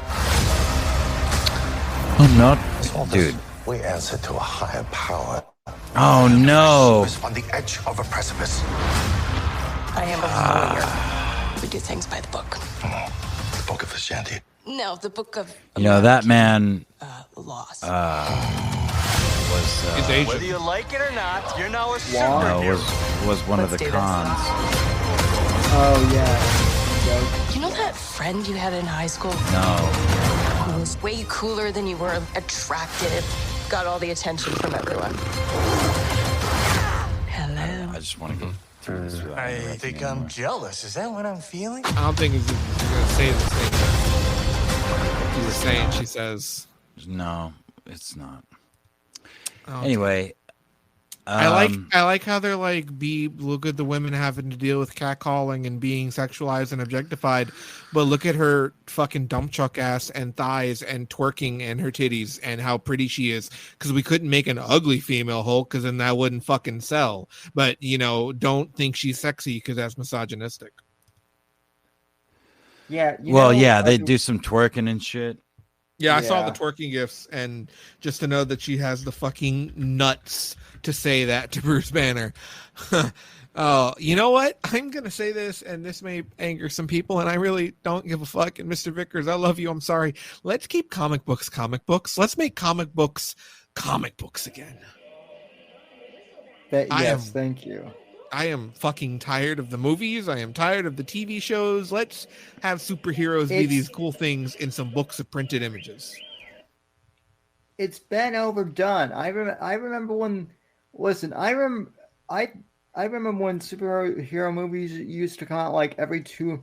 Like you would get a new Spider-Man movie every 2 or 3 years with the Tobey Maguire movies. There weren't new ones coming out every year. Like And it was working off the same thing, and it never went too crazy. yeah, but like when I found it. Go when ahead, the Sammy. Continue. When the Spider-Man movie came out, like there was like there was Spider-Man 1 and then there was Spider-Man 2 and then like we had to wait like, 3 years to like find out. My point is like we had to wait for superhero movies and sequels back in the day. They weren't churning them out like they did, like they I was do thinking. now. And like I was actually. Go ahead. and I think because of that, we appreciated them more back then because they weren't like churned out every single year. That's literally what I was gonna. I was seriously thinking about this earlier today, that I would much rather forego this shipping, this cross-platform bullshit on every level, video games, movies, TV shows, all of it, to have the exclusivity that we used to have back in the day, where it was like you had to watch this thing to get that thing. That thing couldn't be found in 5 other things. You had to watch this one thing. But anyway, here's this 32-second clip. Go ahead, Sammy. Go ahead. No, go ahead. Finish what you were saying. But then that was like the only thing you had to watch. You didn't have to watch 5 other things to get. And you didn't have to watch it to watch the newest Avengers movie. You wouldn't have had to have watched 4 other movies, an origin story of a side character. Try fucking 9. Thank 9 you for proving my point. Yeah. And then 2 prequel TV series, and then another side TV series based off of that. And if you're lucky, nobody wrote a fucking novel at some point. Right. All right, are you guys ready for this? Yeah. This was the original. I'm ready to be upset. Okay. Here's the thing, Bruce. I'm great at controlling my anger. I do it all the time. When I'm catcalled in the street, when incompetent men explain my own area of expertise to me, I do it pretty much every day, because if I don't, I will get called emotional or difficult, or might just literally get murdered. So I'm an expert at controlling my anger because I do it infinitely more than you. I'm just going to say a woman would also say the same shit to her and explain her own area of expertise. Yeah, That's pretty fucking for simple. real. I think it'll be a man. For real, because she's a dumb bitch. She sucks at her job, probably. There's a lot of those. Men too. Yeah. Yeah. Men can get fucking murdered. What about that one? What about that one crazy chick in Japan that people started falling for? She just stabbed the dude she liked. She just stabbed the dude she liked. I wish a girl that liked me would stab me, man. You're with a Latina. It's possible. She probably will. Yeah, that will probably be my cause of death. Dating a Latina. Yeah, it's like many men before you. I'm not even exaggerating. Yeah. Well, the least she could do is like straddle your face while she kills you. Yeah. Well, look. If anything, I will be drowned. Oh, never mind. I was trying to make a big booty Latina joke, but it didn't work. Well, look, no, she's a fucking beanpole, man. She bucks the stereotype. She's a tall, skinny Latina. So, yeah, no big booty, no big titties. She's got big lips, and she's very pretty. But other than that, probably stab you. She will probably stab me. Yeah. Who knows fatally, but if she gets a gun, she will probably shoot me.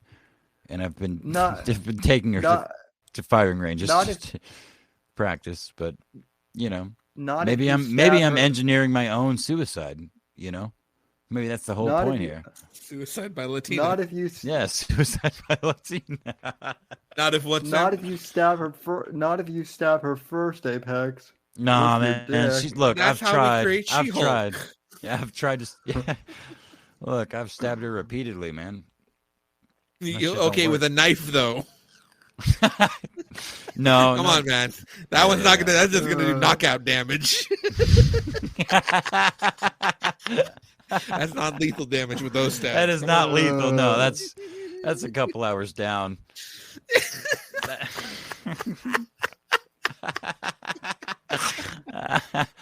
Hell yeah, dude. So wait, Akiba, I hear you're going back. I hear you. The old band is getting back together. We are. The Good, the Bad, and the Vicious will be returning this coming Thursday, the 13th. And yeah. Very good. Who knows what's going to happen? I certainly fucking don't. I'm excited. I am too. Way. It's been a while. I hear rumors that you might be going on a road trip to Mexico, or virtually at least. I don't know though. I mean, anything. Look, anything's is possible nowadays. Yeah, anything is possible nowadays. I saw a bunch of could be, could have, might have happens in the tweet I saw announcing the resurgence of the Good, the Bad, and the Vicious. So I'm excited to see where it goes. I am too. I think things are in flux as they always are. We're doing our best to get everything set up, but we will be returning, and the topic for episode 12, our returning show, will be the topic of father's responsibilities. Fantastic. So I get to hear father talk. I get to talk about not being a father and my partial moments in fatherhood in video games with Tamagotchis or Princess Makers or Idol Master. It's going to be a good time. Hey, maybe I could sneak in there and talk about being a stepfather for a handful of years. Maybe. To be fair though, nowadays the threshold for being a good father is not too hard. You just got to, give more money to your baby mama or your wife, more money, give them more money than, I don't know, strangers on the internet do. Yeah. It's not too hard. Yeah, to that's a good start. Yeah, it's not too hard to do. And it's also probably try to pimp him out and a picture out, and use him for sympathy points on the internet when you're a fucking man and the father. It's a very low bar, honestly. Or better yet, have your horse-faced, disgusting female post hang-drying clothing in Mexico with no fucking...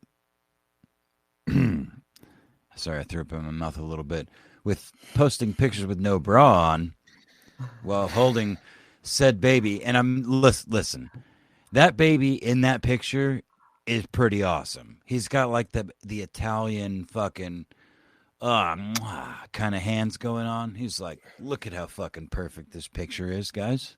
That poor bastard may make it. He is a meme lord already. I love she. that I'm sorry. It's a girl. That's right. Oh my God, Rosie is a she. Shit, you're right. Yeah, Rose. I'm sorry. Yeah, Rose is a she. I'm sorry. That little girl she might be okay. No, yeah, I think so. And you made me realize something, Apex. I need to give you a nice good fuck you to your fucking face, because I forgot how happy my life had gotten before I saw May again. And then I just got sad. And then I forgot that I saw that picture, and I was kind of happy. I've been, doing stuff I like. I've been having some fun with Cyberpunk, watching some anime. And then you brought up in this fucking show that you had retweeted that picture, or at least I remember it. I saw it from your fucking retweet. I definitely. And then I got sad again right as you were talking about horse face and nipples. And I'm just like, oh, fuck, she looks like that. Okay. Steely. Fuck Steely. Fuck yo couch nigga. Fuck. Steely. Steely says pantsu nips. All right, so Yes. Well, no. Steely seems turned on by pants. All right. You know what? You know what? I'm gonna play Which devil's advocate. no, Steely. No, what? No. No. I'm gonna be the other side. This case, I'm gonna play devil's advocate. Ooh, for this once. should be fun. I would much rather see a naked Pantsu than a naked Ethan Ralph. At Well, the very least. Yeah. No. Well, now no hold on. Now, if we're talking about a straight up photograph, like a full frontal nudity picture of one or the other, I would rather have Ethan Ralph because that's way funnier. There's way more possibilities there. You would laugh. I just get sad. I would get sad at Pantsu's nudies, man. I've seen sad titties. I know what sad titties look like when it looks like you just stuffed a bunch of fucking quarters and a single Tangelo in an old tube sock. I know what mournful tits look like, okay? I've wanted to arrange a nice little funeral concession for a pair of tits that was extremely sad. I would still be more sad looking at a naked Ethan Ralph. Yeah, well, okay. I mean, I'm not going to say it wouldn't be sad, wouldn't be a depressing photo of humanity, but it would be way funnier. Like Pansy would just be like a gross naked girl. You know what? More corn could be harvested from the other. I'll give you that. Ethan Ralph being nude, and his tiny little penis, hidden by his fat gunt hanging 12 inches past his fucking belt line. The micro Memphis 10 centimeter, yep. Would be funny. What is 10 centimeters? His penis. In America. Oh. Now, what is that in America? 4'3".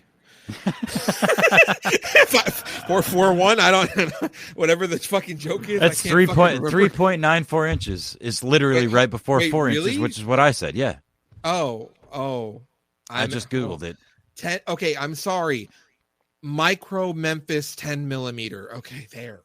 Centimeter. No, millimeter. Smaller than that. What? Come on, yeah, man. Look. Yeah, it's. I'm all good for cartoonish. So mad and told Gator, no, it doesn't look as big as it did, just because I was laying down or whatever. It was a bad angle. Like, it's 10 millimeters. That's just 10 millimeters. So that's 0.393 of an inch. Yeah, that's about right. No, it's not. Come on. That's about right. Give the bog hog some fucking credit, all right? If you want to give Ethan Ralph some more fucking dick, by all means, give him some dick. He has got at least 4 inches worth of penis. That is not fair. Come on. He is a human man. No man has less than 1 inch of penis that's not Asian. They prefer to be called ma'am now. Excuse you. It's ma'am. Okay, we gotta stop this because I'm running out of freestyle material. I'm gonna stop. Let's go. I gotta open to fucking close tomorrow. I got 12 goddamn hours I gotta do. And also, we're talking out Ralph as a man, but what about pigs? Yeah. No, never mind. I don't want you. Yeah, don't go there. Don't even go there. You're only gonna give him fucking more leeway. See, I did him a favor. All right. He is a human man with a very severely tiny penis. He's also obnoxiously fat. So I like that you're just thinking about it in your head. You just start laughing. I literally am. Yeah. He's obnoxiously fat. It would be really funny to see that fat piece of shit, like, I don't know, release a sex tape of him with his tiny penis shoving his thumb into some poor young woman's ass and, maybe sticking it in his mouth, sniffing on. Oh, not maybe. I'm actually eating poop. Eating poop. That's right. Ethan Ralph eats fecal matter. Well, Ethan apparently Ralph, the poop eater. So does Fuentes. No. Yeah, but that's because Fuentes is a homosexual. That's normal for them. Yeah, man. Look, the dick comes out of your own ass. What are you gonna not suck the dick of the guy that was just fucking you?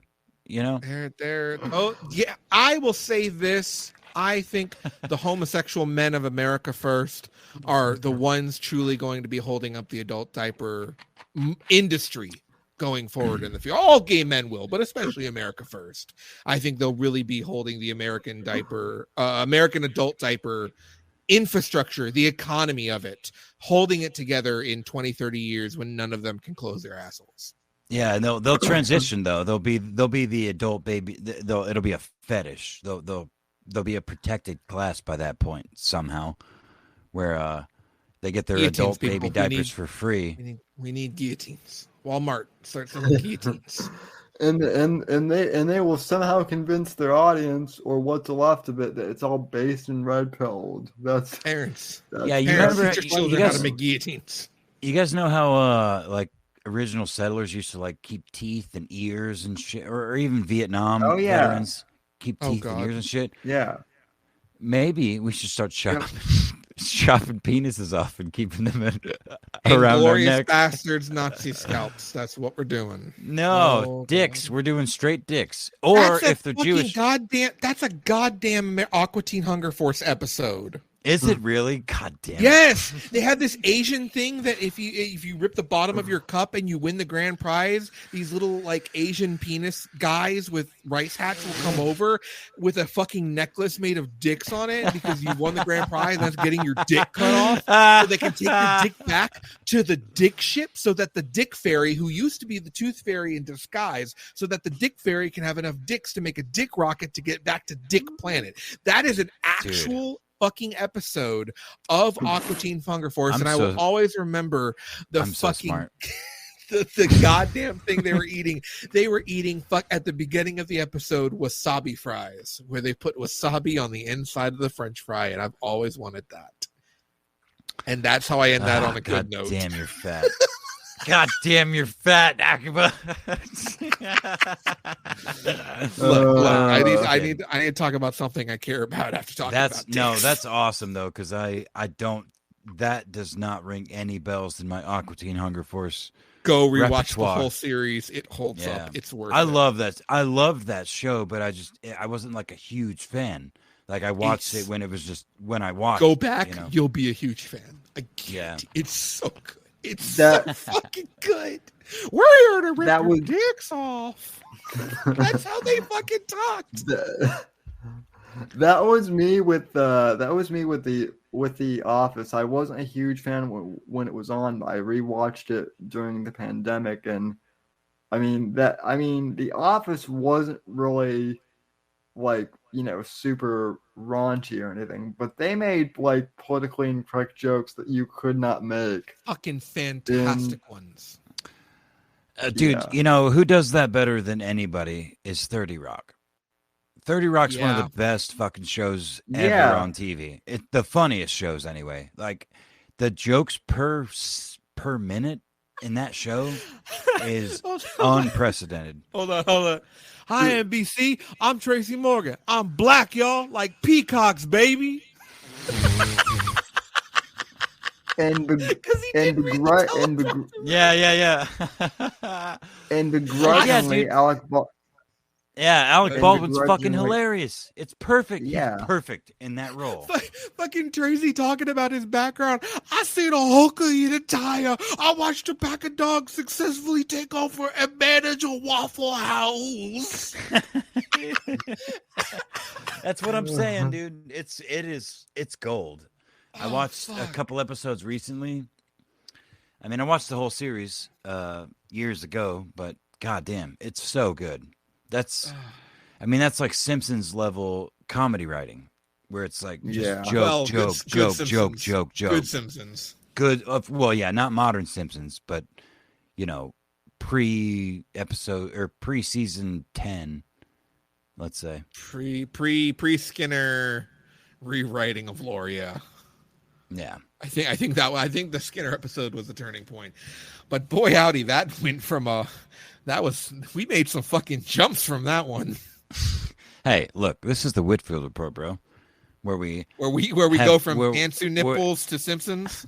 We have no goals and we just bullshit because this crippled bastard running the fucking show here, picked the theme of America as a doesn't bother to like come up with a show structure, like things he wants to talk about or anything like that. which is fine. I've been here for he's 3 crippled, fucking years, Apex. bitch. I know. Well, and see, freeform streams are like became like all the rage when I created this show. So Well, we need some structures. Well, you know what? We'll talk about this off air. Fucking enter the Patrick meme. Is insanity a structure? 'Cause that's the structure with you, Apex. It's the you're either on the train when it takes off, or you catch up with the train on whatever you're riding to get onto the train. You make your way to the front of the train. You push Sam out of his wheelchair. You bludgeon me and or get your Latina partner to stab me, and then you take the train and you go, this bitch too on the tracks, and you just hit left. And the thing is, the lever only goes forward and back, so you go pulling it left is pretty fucking impressive.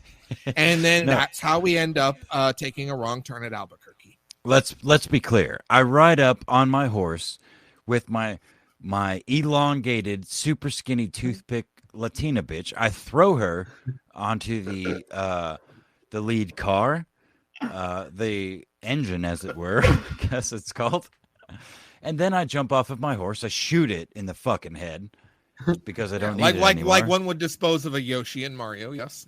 Right. And then I throw my gun off the train because I'm not trying to kill anything else. Right. Right. That's why you have your girlfriend. Yeah. I boot Sammy into the incinerator and use him as fuel for the progression of his stream. I mean, I pull him out as once you sit in his wheelchair properly, as he's I sit where the real power is. I kick him out of his wheelchair into the incinerator, sit in his wheelchair, pull him out real quick. So we don't want to kill him, just singe him a little bit. That's why his hairline's just give him that Flavor Flav crisp. which is why I come out shaved every 6 months or so. Yeah. And then to cover the scars. Right. So then I pull him out of the fire. My hot, skinny Latina girlfriend kicks him in the face with her 6-inch high heels, caves his fucking eyeball in. And then only then do we find out it's a decoy. This was a fake crippled Sammy the whole time. You haven't watched Naruto. Yeah, you should have seen Sammy's been in the dining car the whole fucking time. Right? So now we've got to climb over all these cars. I just put on old Rush Limbaugh YouTube clips in 360p, and he was happy to just chill there. Yeah. I literally I just threw on a Rush Limbaugh compilation, a 3-hour Rush Limbaugh compilation. He didn't move, So so then I took the wheel of the train, which is an actual wheel, and I rocked it left and right, as hard as I could, and eventually we ended up in a e-girl bathwater lake of southern Florida, miles away from Sammy's house, and I don't think he's ever left, if I remember correctly. So what about El Delphine? It's just just e-girl bathwater. I mean, maybe all of them, maybe one of them, maybe who knows? Okay. I'm not sure. It's just what it's called. That's just the name of the lake, Akiba. I don't know. Oh fuck, that's our actual future. Fuck off. Oh, that's too real. No one's blocked now. Anything's possible. Fuck. This actually might be our greatest episode. I like this one. This was really good. This was fun. I enjoyed it. But let's kill it while we're just under 3 hours. And it's still kind of funny. Anyway, though, ladies and gentlemen, thank you for joining. anyway, though, John Arcade, this round was way better than your Did aliens fuck dinosaurs or monkeys? Oh, dude, that was awesome. That was an awesome episode, though, dude. Yeah. Oh, yeah. It was. It was also our most downloaded episode for a while. Really? Spotify. Yeah. That was an episode. Not know that. That was an episode where we put no effort into it whatsoever, and And it's gotten like over 3,000 downloads or something. Oh shit! Oh, you said Over downloads? time, I thought you said downvotes. Downloads. Oh my god! Okay, It's Jesus the most Christ. popular one, not the most hated one. The most popular. Dude, that's why I pulled out the no, Chex Mix. I just pulled out the fucking Chex cereal to start munching because to cope with that being the most downvoted episode you've ever done. Well, you should have pulled And it it out turns to out- enjoy the delicious taste of Chex because Chex Mix rocks. They're rice Chex too. By the way. Oh, that's a good one. Mm-hmm. There was a Lonely Island song about Chex Mix. Continue, Sam. Mm-hmm. Anyway, though, folks, I think we ought to kill the stream. Thanks for tuning in, everyone, and glad to be back. Glad that Ian didn't kill me. Now go home, Ladies and faggot. gentlemen, thank you for listening to the Whitfield Report. Sam W. Whoop. Yeah, never mind. Sam, No, you don't want to get some fumble. You don't want to try to pick up on it. You're good. Patreon.com/the Whitfield Report. Sam WNGC on all platforms, basically. Thank you for listening. We love you, and don't kill yourself. Seek help. That's solid. That's fair. That's solid. Pretty much. I think that's our take. See you next week. Good night, everybody. Folks. Good night, everybody. Have a good evening, good week, good weekend, and thank you for listening, everyone. Thanks for listening to The Whitfield Report on the NGC Network. Please visit Sam's website at www.thesamwhitfield.com and support Sam on Patreon at patreon.com/Whitfield Report. Until next time, God bless, God save this great nation, and God, freedom, legacy, in that order. And send Sam your titties.